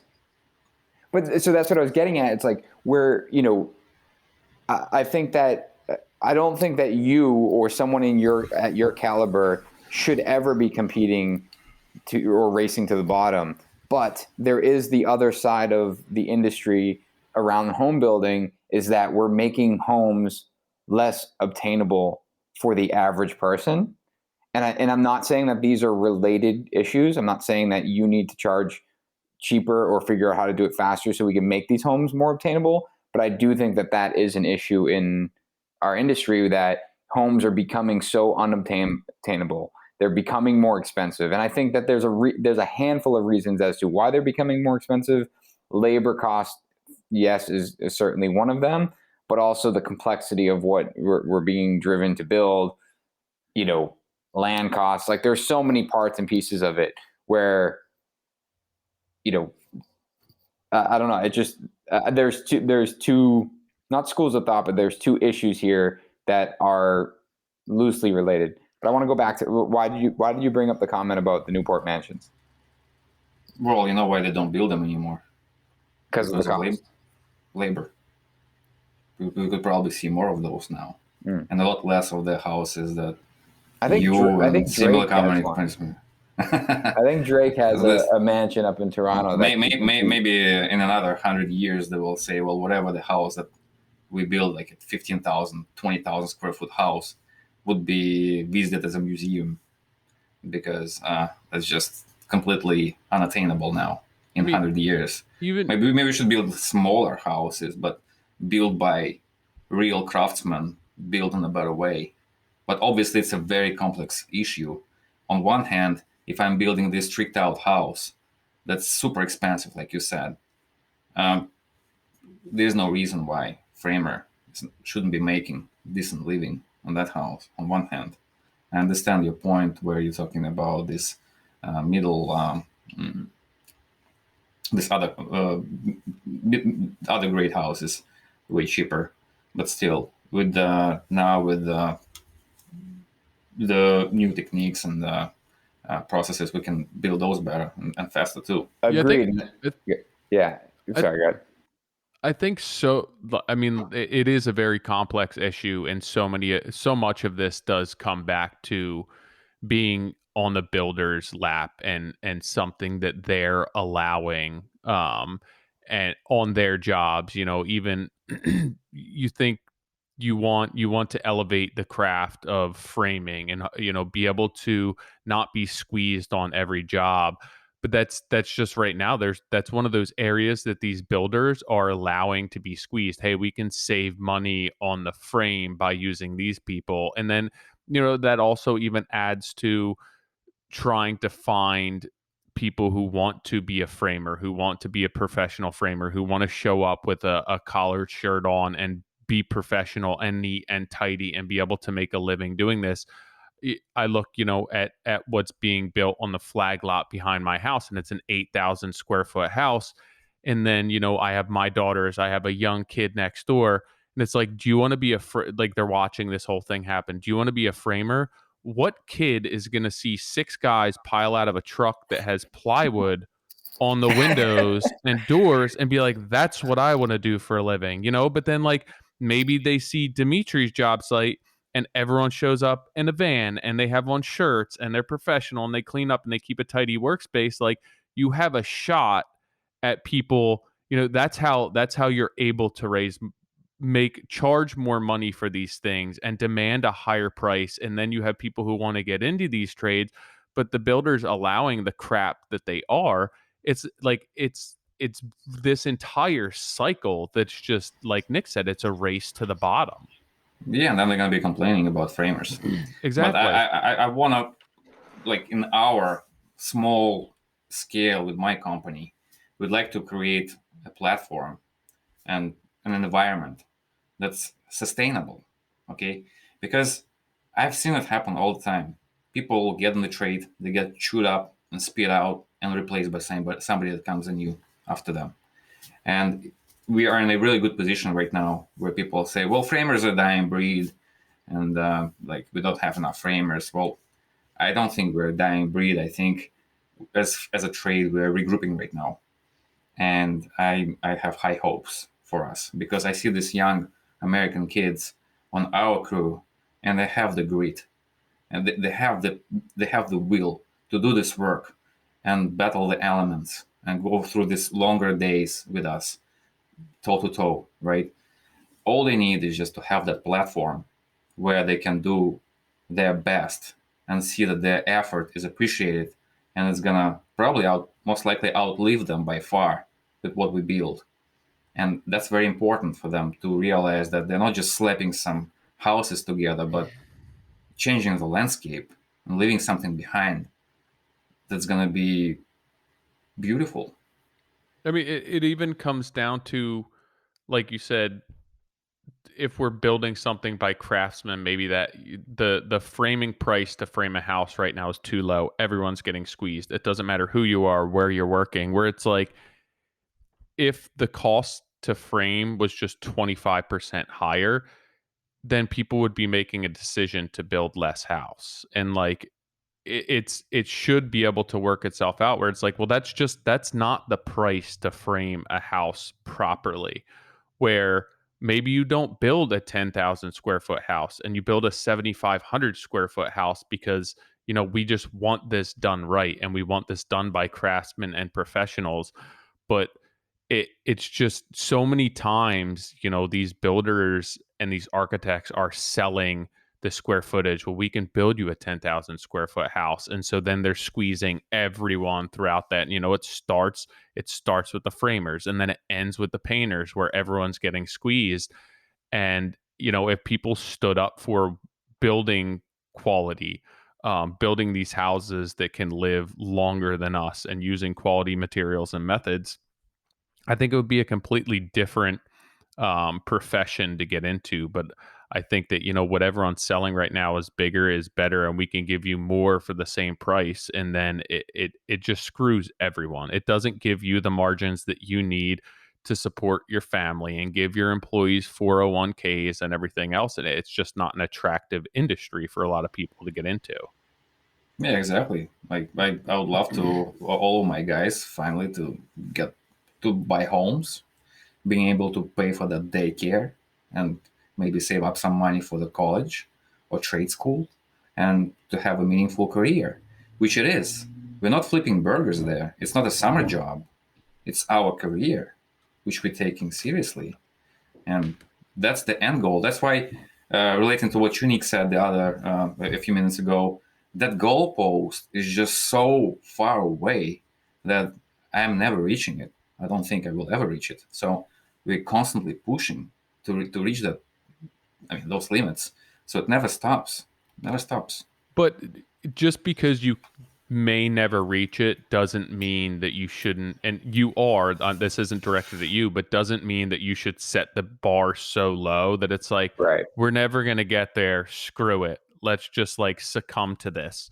You still need to set your sights and your goals at an unattainable level and move towards that. And maybe you don't ever reach that. Maybe framing doesn't turn around in your lifetime. Like, who knows? But at least you're giving yourself that opportunity. You're putting your best foot forward, and you're not saying just like, screw it, I'll just do what everyone else is doing, and I'll land a frame job, and then I'll bring in these crews that I can pay less money. I'll get rid of my employees. We'll get rid of the overhead we have at the company, and we'll make our margins better that way. Exactly. Well, that's what makes it all fun, is to have these goals. And otherwise, like, if we would be doing it just for money, I mean, there are easier ways to make money. Yeah. And, Absolutely. This the money without an idea is nothing. Okay, it's pointless, money without an idea, and that's why we're doing this. We're that quality and cleanliness. It's not for the looks. It's functional, and it's very important to understand that. I'm not doing anything for pictures. Pictures is just a representation of what we're doing, and that's what we're selling here. Like the brand Shevcon means that we genuinely care for the product because we want to do something that will outlive us by like 1,000 years. Like, look at those houses in Weston and Concord area with like 300-year houses still standing around, built by a hammer and a handsaw, nailed with some nails. That's it. No legs, anything like that. No steel beams. Like what we're building now, if nothing major happens, will stand there for at least 1,000 years. And that's cool to realize that. Yeah. Do you, in the last few years, I know what you just touched on, like the pictures you're not doing it for pictures, but the pictures are the representation of who you guys are, who Shevcon is. How has that helped you grow as a business? Well, it actually opened us up to a wide range of really good builders. Mm-hmm. And we were able to really expand our portfolio of clients through Instagram, because now people, like, the communication goes faster, and people sometimes send me drawings even over messages and email. Yeah, they get a hold of me over Instagram, and I guess for the context mostly, it went from knowing one or two builders before, and some other ones that I saw maybe in the Boston Design Guide, and to a whole variety of people that are extremely talented and skillful as builders. And that's a huge help. Having that tool back in 2004 would be a total game changer for me. Yeah. And I hope the younger guys really understand what they have here. Don't take it for granted. Definitely. It's like I said earlier, I said banter between the framing crew on Instagram, but it's like, that's what you just said is I'll run circles around those guys. I'll frame circles around all those guys. Good. There we go. Now we're getting a call out. I like it. Someone needs to buy a development, and then all you guys just frame the same house, and so you can do it better and faster.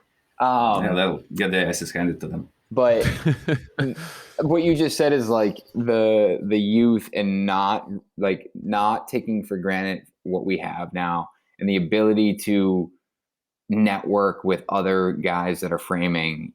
I look at Ryan down in Rhode Island. That kid's he's a young kid, and I was chatting with him last week or the week before, and I think I just started following him, so I don't know much, but he looks legit. Yeah, he's framing this house. He's a young kid. I think he's under 30 years old, and if I remember right, he's got 6 kids working with him, all under 25 years old, and that's it. That's awesome. It's like to think that crew is a bunch of kids. I'm just going to use that as a term, but like a bunch of kids. I got yelled at last week for that. I know you did. We'll get yelled at again, but they're young, and like to see that excites the absolute shit out of me, because it's like these kids like genuinely want it. Ryan's out there, he's teaching them. He's as the saying goes, letting the leash out a little bit, letting them do their thing while he's down on the ground cutting rafters. It's like that is super cool, and I can't help but to think that our industry has been so positively impacted by the social media and showcasing, work and taking pride in taking those photos, Dmitry, of the roof, and, doing a story about how you bevel cut your valley rafters and like all of that. And it's like, when I see that, and, and I know I'm not the only one, where it's like, man, like, that dude cares, because you don't, quote, air quote, need to do that, but he, in his mind, like, there is only one way to do it, and the only way to do it is the right way and the best way that it can possibly be done.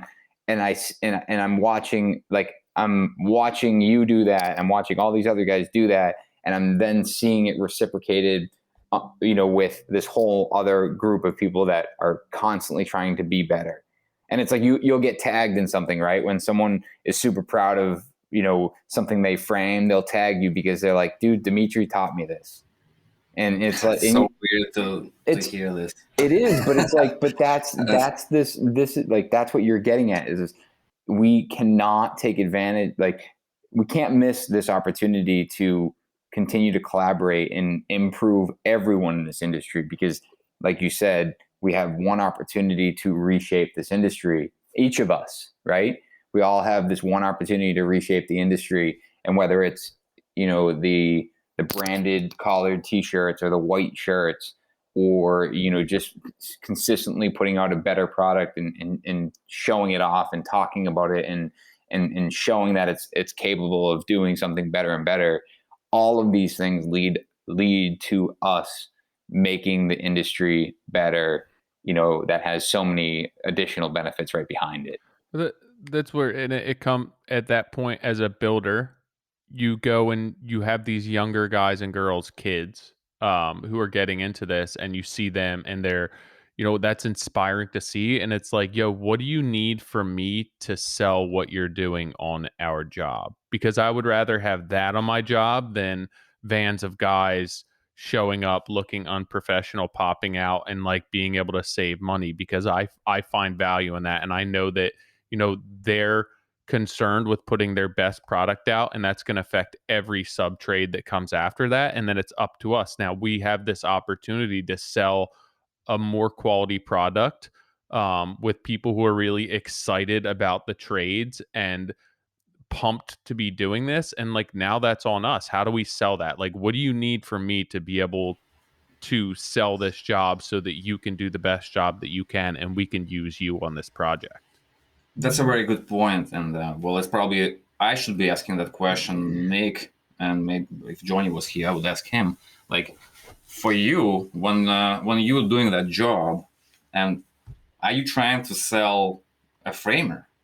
Like, hey, talking to the client, like, this is the budget, and we have these guys coming in, And of course, well, that one company does pretty good work, and the other one, and that's going to cost that much, because the clients, they don't know about these things, and they're probably more preoccupied about picking tile.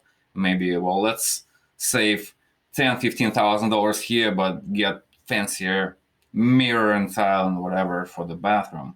And how do you walk them through this process to really sell them on the value of good framing? Because it's here you have way that. more control than I do.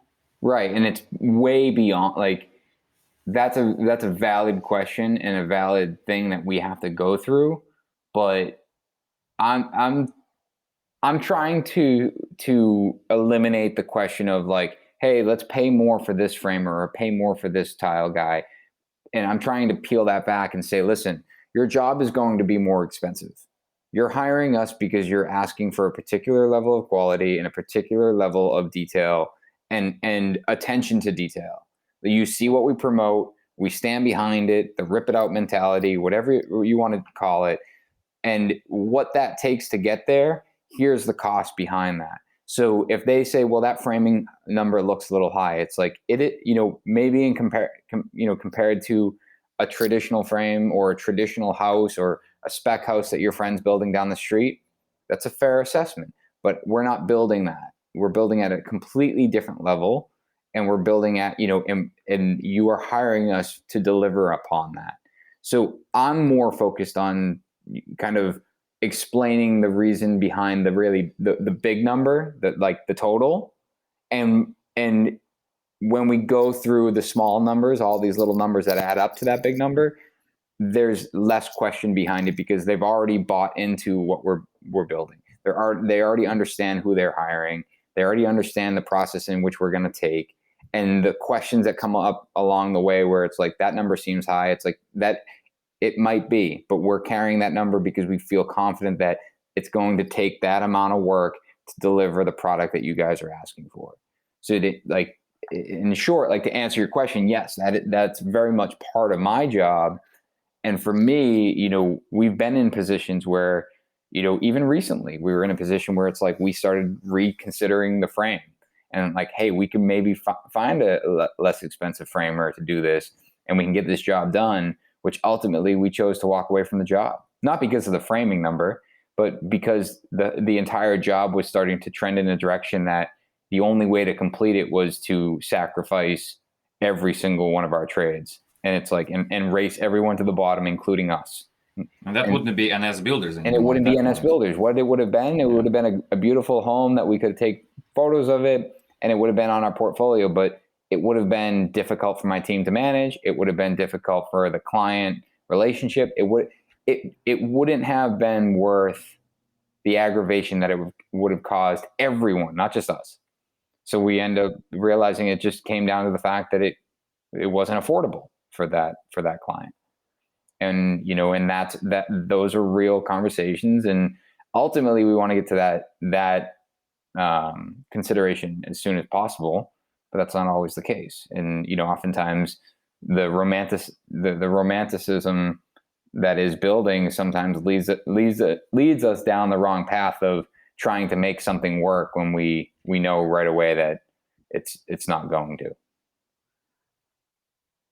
I mean, even, to kind of reaffirm what you were asking and what Nick is saying, I do think that we should be able to get to a point to position ourselves where we say, this is the framer that we're using, and that's a non-negotiable for or for this project, right? Like, if I'm like, hey, this is who we have to use for flooring on this project, it's like, maybe if we want to try and squeak things elsewhere, like, I know that this is so important, and using this sub here is a non-negotiable for me because I know how much that's going to save me down the road. And I don't see why with framing or even like your foundation contractor, why, if you know that somebody's going to come in and knock that out of the park, that can't be that's your brand, that's your business, that's your product. Work everything around those subs that are going to make the rest of your job so much easier, and sell that. Like, maybe there's other people that you don't need, like, hey, this tile package isn't anything crazy. We have a couple different options for tile subs, and you can make a decision based on, quality, speed, material, all of that stuff. But if you are confident in your sub who's framing or foundation, that can be a non-negotiable, and you can figure out how to sell that on a project and make that work. And that could just be part of your brand and the product that you put out. It doesn't have to be every project, but if there is a project that you think it's a fit, you kind of have to stick with your gut at that point. Yeah, I understand where you're coming from, especially with builders having so many moving parts and so many trades coming all together. And well, I'm here to make a case for myself. I understand that everybody is battling the same things, but I would think that framing of a house is a really important phase of the house because it is the house. So it's weird that we are in a situation where the most important phase of the house building, it is the house itself that gets the squeezed the most, and the guy gets beat up the most. And maybe there is no easy answer to this, and it's obviously very complicated how to solve the whole thing. I mean, But I think that it comes down to a lot of times just what the going rate is for that, and that there's nobody is distinguishing what's different between what you're doing and what somebody else is putting up based on it's speed, right? Like, well, they can do it in this amount of time and it's going to take you this amount of time, where nobody's distinguishing what the differences are. So yeah, you're getting squeezed because industry standard is so low, where it's like, we're not looking to do what industry standard is. And you like, the goal is to bring everyone up, to elevate all of the framing trades, to say like, we're not above standard anymore, we are the standard. And then you can keep moving up from there and keep upping your game. But right now, like, the standard's so low that you have to find somebody who's advocating for you and for what you do. And for me, yeah, like, foundation, framing, all of that crap is so much more important than a lot of the sub trades that come later on, because you are the foundation, you are the structure. Everything that you do, badly or well, is going to affect every trade that comes after you. And that should be so important. That's not something that you should be looking to cut costs on. But when you have a builder and they have a customer who wants the $200,000 appliance package, and then they're looking at the frame and they're like, well, we could pull money out of the frame and get this person, like, and you're giving them that option, of course the homeowner's going to go for that. They have no idea, but that should never be an option that's given to them. You know what I mean? yeah, like we say, good framing doesn't get covered, and Exactly. you can't cover bad framing. And I've seen houses that would be called like high-end houses, and I don't know, but I can still see bad framing even behind even like with the finishes on. Yeah, because the And finishes are crap too. Like, it keeps going. It doesn't end. You're chasing your tail throughout, and that comes down to price point, and it comes down to these contractors and these builders looking to maximize their profit margins or free up their schedule and get done quickly. Where it's almost, for me, when I think of like a good sub, it's almost like a good sub wouldn't work for a builder or a contractor, because they'd have an ability to like sell their own work, and work direct to consumer more so than like depending on a builder to set the level of expectation for them. Like, you think of any other subtrade, obviously as a framer, you're typically working with GCs and builders and architects. But if you think of like a really good painter or a really good hardwood floor guy, they can manage their work, and they have enough work going directly to homeowners and managing that level of expectation. If they're busy enough doing that, why would they complicate their lives by working for builders? It doesn't really make that much sense, where now you have another person to deal with that you're going through, and then you also have to deal with the customer, and you might not be making as much money because the builder sold something that you didn't sell, and there's this miscommunication. I feel like really good subs would just be like, I'm just going to work for myself. I'm not going to work for a bunch of builders. But obviously, as a framer, you have to. but you have to find builders that are advocating and architects and designers that are advocating for what you do. Yeah, I guess that's why some framers go out and become builders. But I think I touched upon this before. We want to create a platform where it's a career, where it's not just some transitional step from, well, you're a framer here, then you might succeed to go and become a builder, or move on to become a project manager for somebody else after you just spent entirely in this career, right? And some guys are just cast aside, right? This is not good. It's not how it's supposed to work. We want to create a platform where people can have a career, not just use it as a step somewhere. It's a too much of our, like, it's a hard career. There's a lot of stuff you need to know to be doing this, and to just look at it as some kind of just transitional step. Yeah, it's not. You didn't want to move anywhere warmer. I don't know. When you came over here, like, you know what? Let's just do New England. Let's do New England. I guess coming from Russia. I come from a place that would be pretty close in terms of temperature to New England, probably. But it's not that I enjoy being cold out there, but it is what it is. Comes with the territory, and I feel like it's, I remember not what specific day it was, but I do remember there being a time where it was like a snow day and like everyone's posting stories saying, "Oh, no work today," and blah blah blah. And then I get to your story and you're framing. It's like Dmitry doesn't stop. Everyone else is taking a snow day, taking a day off, whatever. It's too cold. It's too cold out. They're saying it's not. And you're just like, well, there's a caveat to that. It's not because like all these stories about guys like working with their lights out and working when it's too cold. It's not because we like really want to. Sure. Again, we super tight margins, super tight schedules, and I guess even if I didn't even make any progress that day, I would still be out there just to address my anxiety that way. Yeah. at least I was there trying to make something happen. That's fair. I wouldn't be able to just sit on my ass. Would you rather it be freezing or 100 degrees? Freezing, probably, yeah. Yeah? Yeah, because you can put on more clothes. And yeah, but what about your hands? What about your hand? Like, for me, it's the hands and my toes that they lock up. My body's fine, everything else, but my hands and toes, I just can't. That's where I have the biggest issue, I guess. I don't know. I guess maybe genetically, I'm just not as bad with my hands. Terrible as far as cold. Yeah. But like I don't wear gloves for most of the winter. You don't? Like zero? Well, that's the thing. Like I don't wear the gloves, and then when it gets to like really that one cold day, that's when I will put on like very simple gloves, and then I feel like, oh wow, it's nice. Dude, when I was working for myself, I bought these.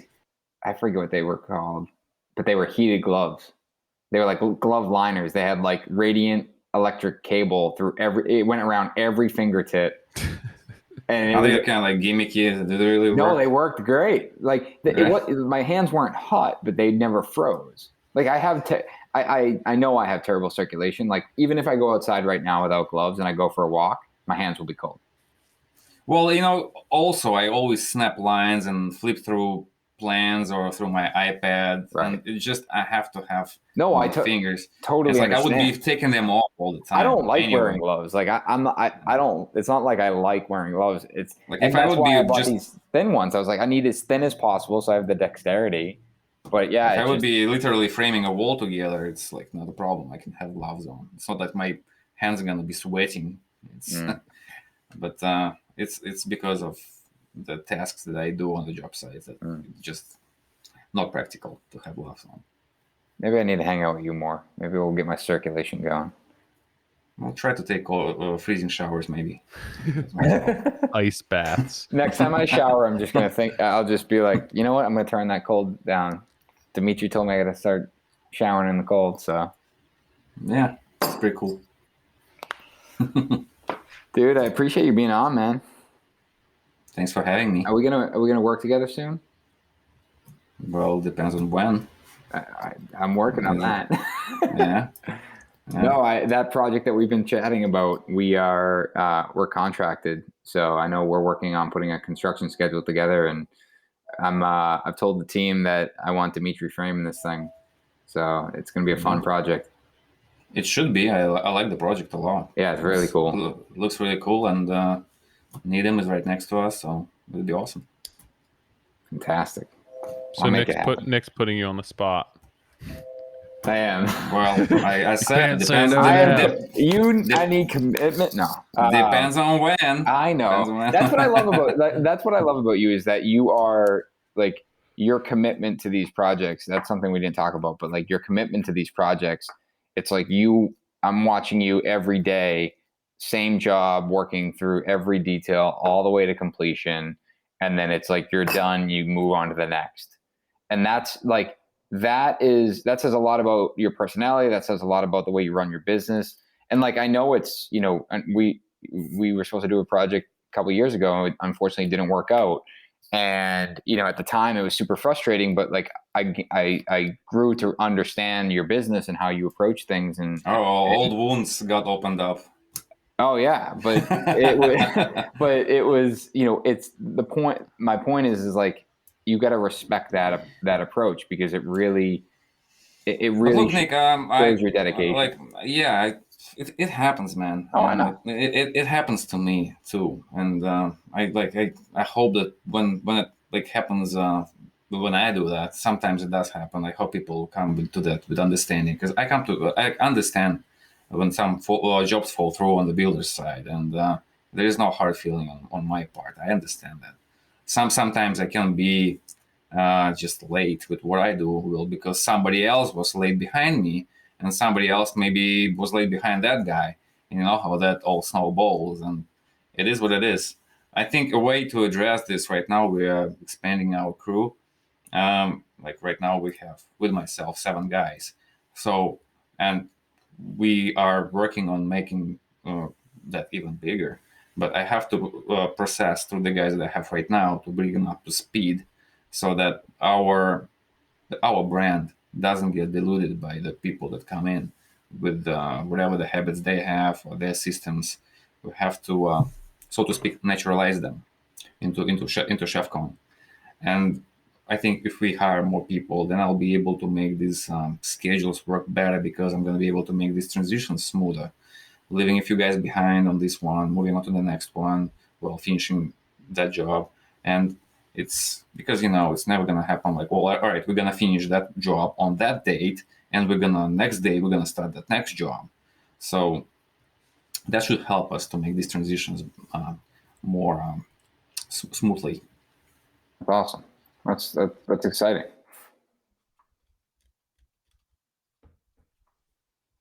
Well, for those that don't know where to find you, where can people follow along all the behind the scenes stuff of what you do? Shevcon Custom Homes on Instagram. Thanks for everybody that follows along.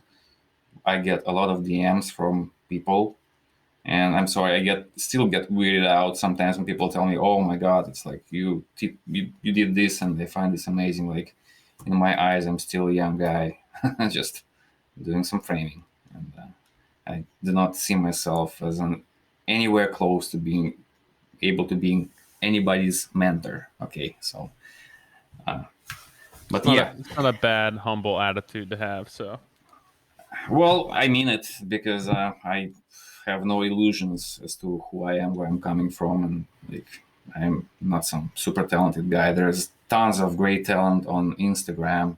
The guys could blow me out of water with their knowledge, and I'm looking up to those guys. So, we're trying to do our best over here. With respect to that, I think that I can add that being a mentor to someone doesn't necessarily mean you have all the answers or you're in the top spot.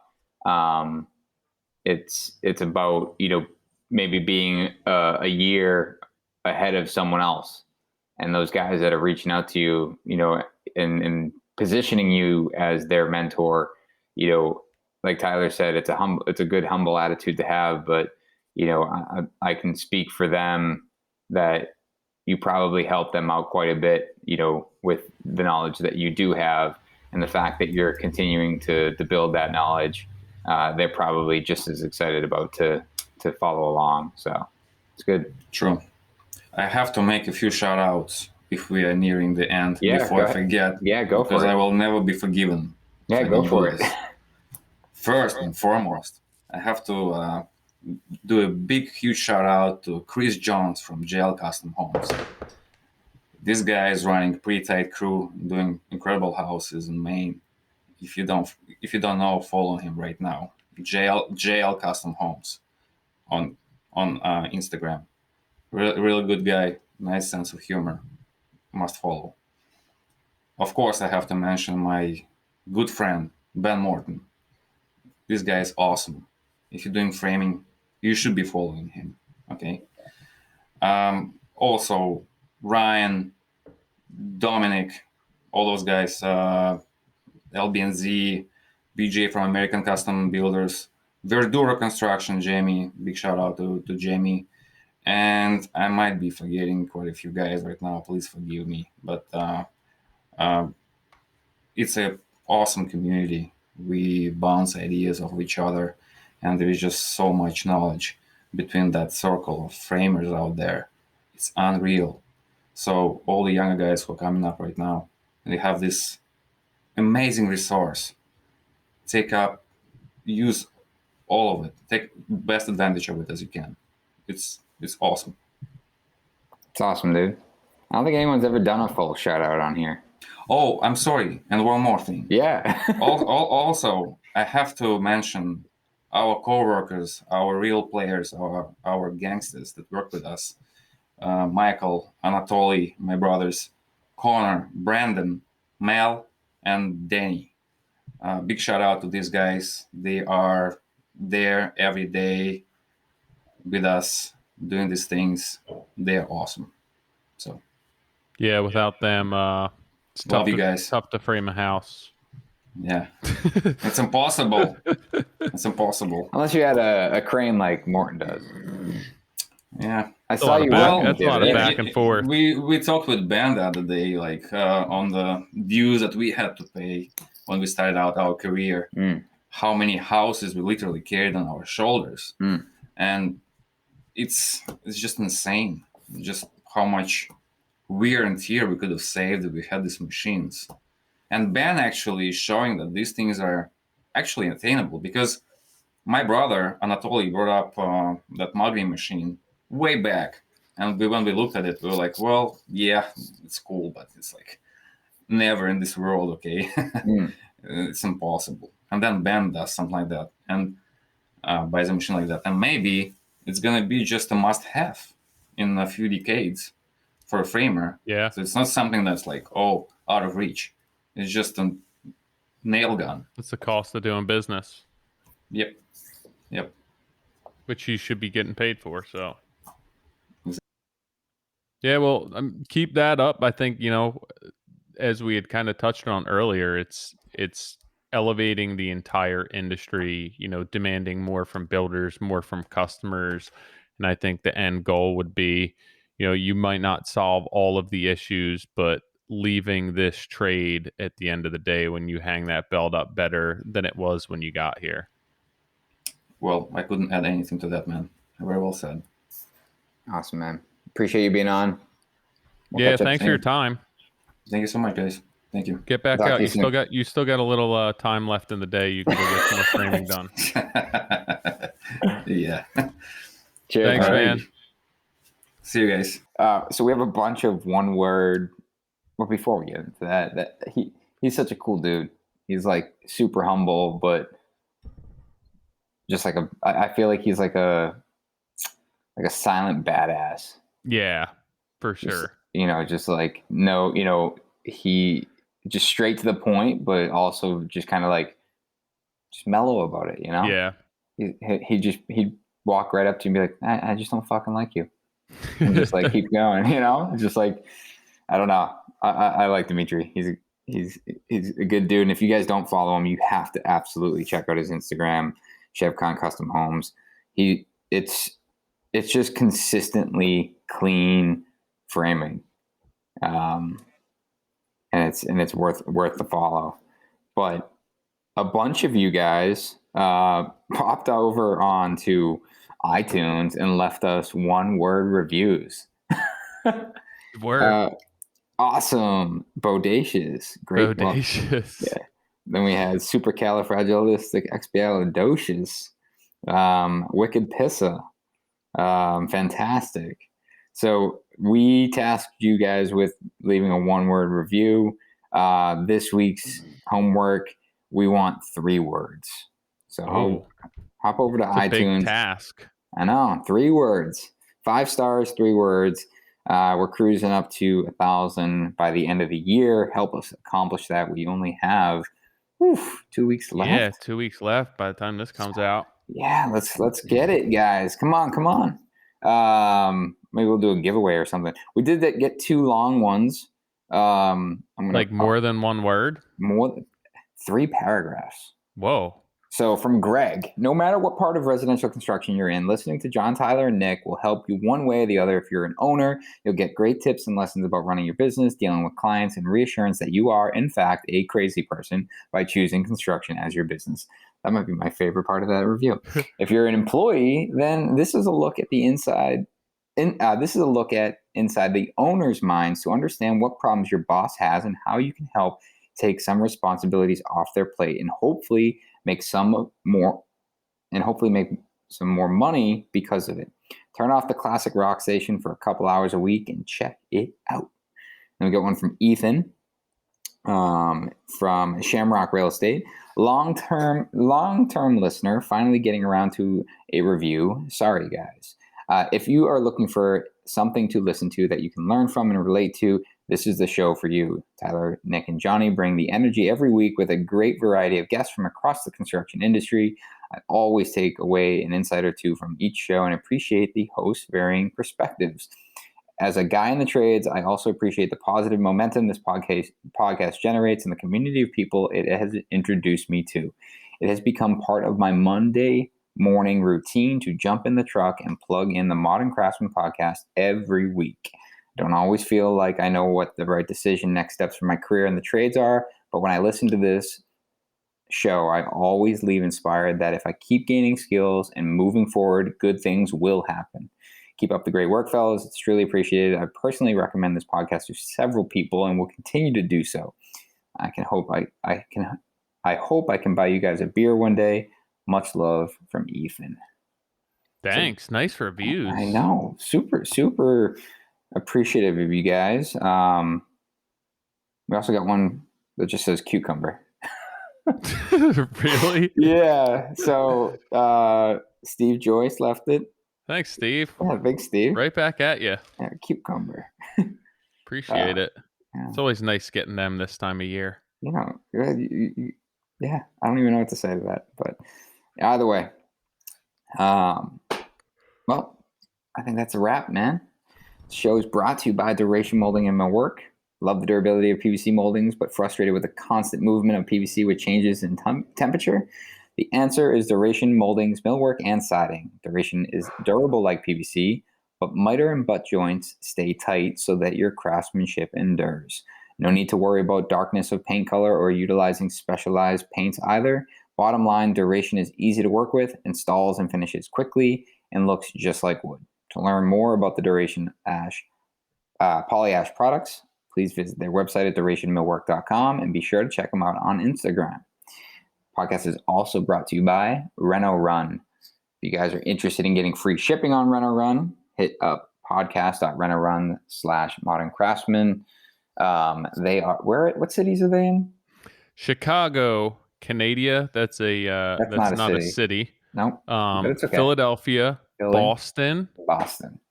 And they are expanding. I think I had alluded to the fact that I follow them on LinkedIn now, and it's like they must be hiring the entire country at this point.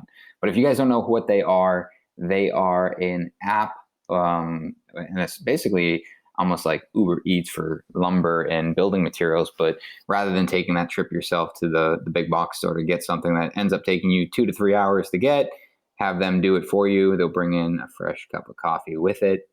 I'm going to keep promoting this coffee until they tell me not to. They're going to be so pissed. They're going to be like, stop selling the coffee. I don't know why you keep telling people about coffee. We don't do coffee. But listen, you spend a ton of time, and I can assure that someone like, especially like Tyler, when he's on the job site, you're not going to want to stop doing what you're doing.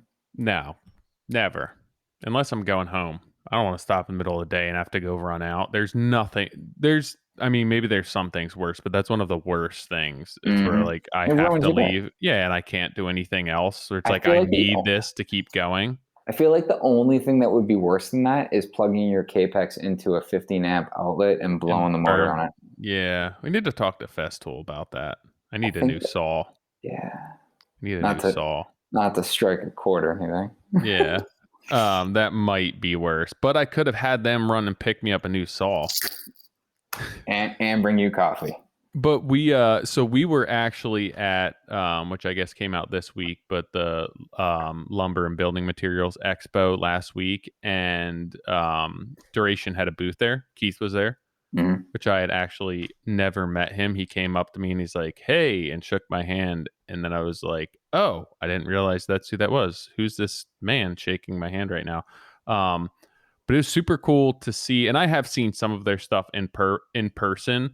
But what they're able to do with the product, and kind of talking to him about the how much it took to get up and running, and what their network looks like and their setup, and kind of how much went into basically being a fabricator and mill for all things Boral, making the siding, making all the custom millwork and all the profiles, and how much, was involved with that. And even as far as, just getting product out there, obviously Hamilton Building Supply owning that was a huge benefit for him, to kind of have a lot of those connections and infrastructure already worked out, but just seeing what they're able to do with that stuff in person is so cool.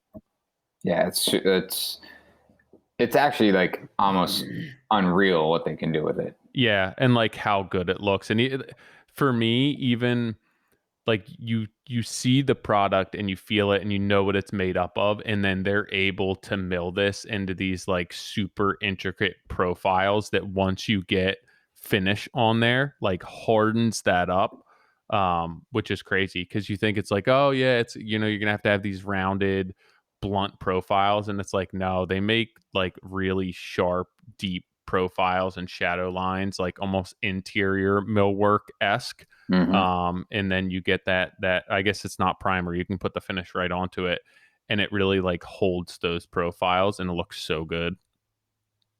Yeah, it was cool to see in person. Totally. Cheers, guys. Thank you.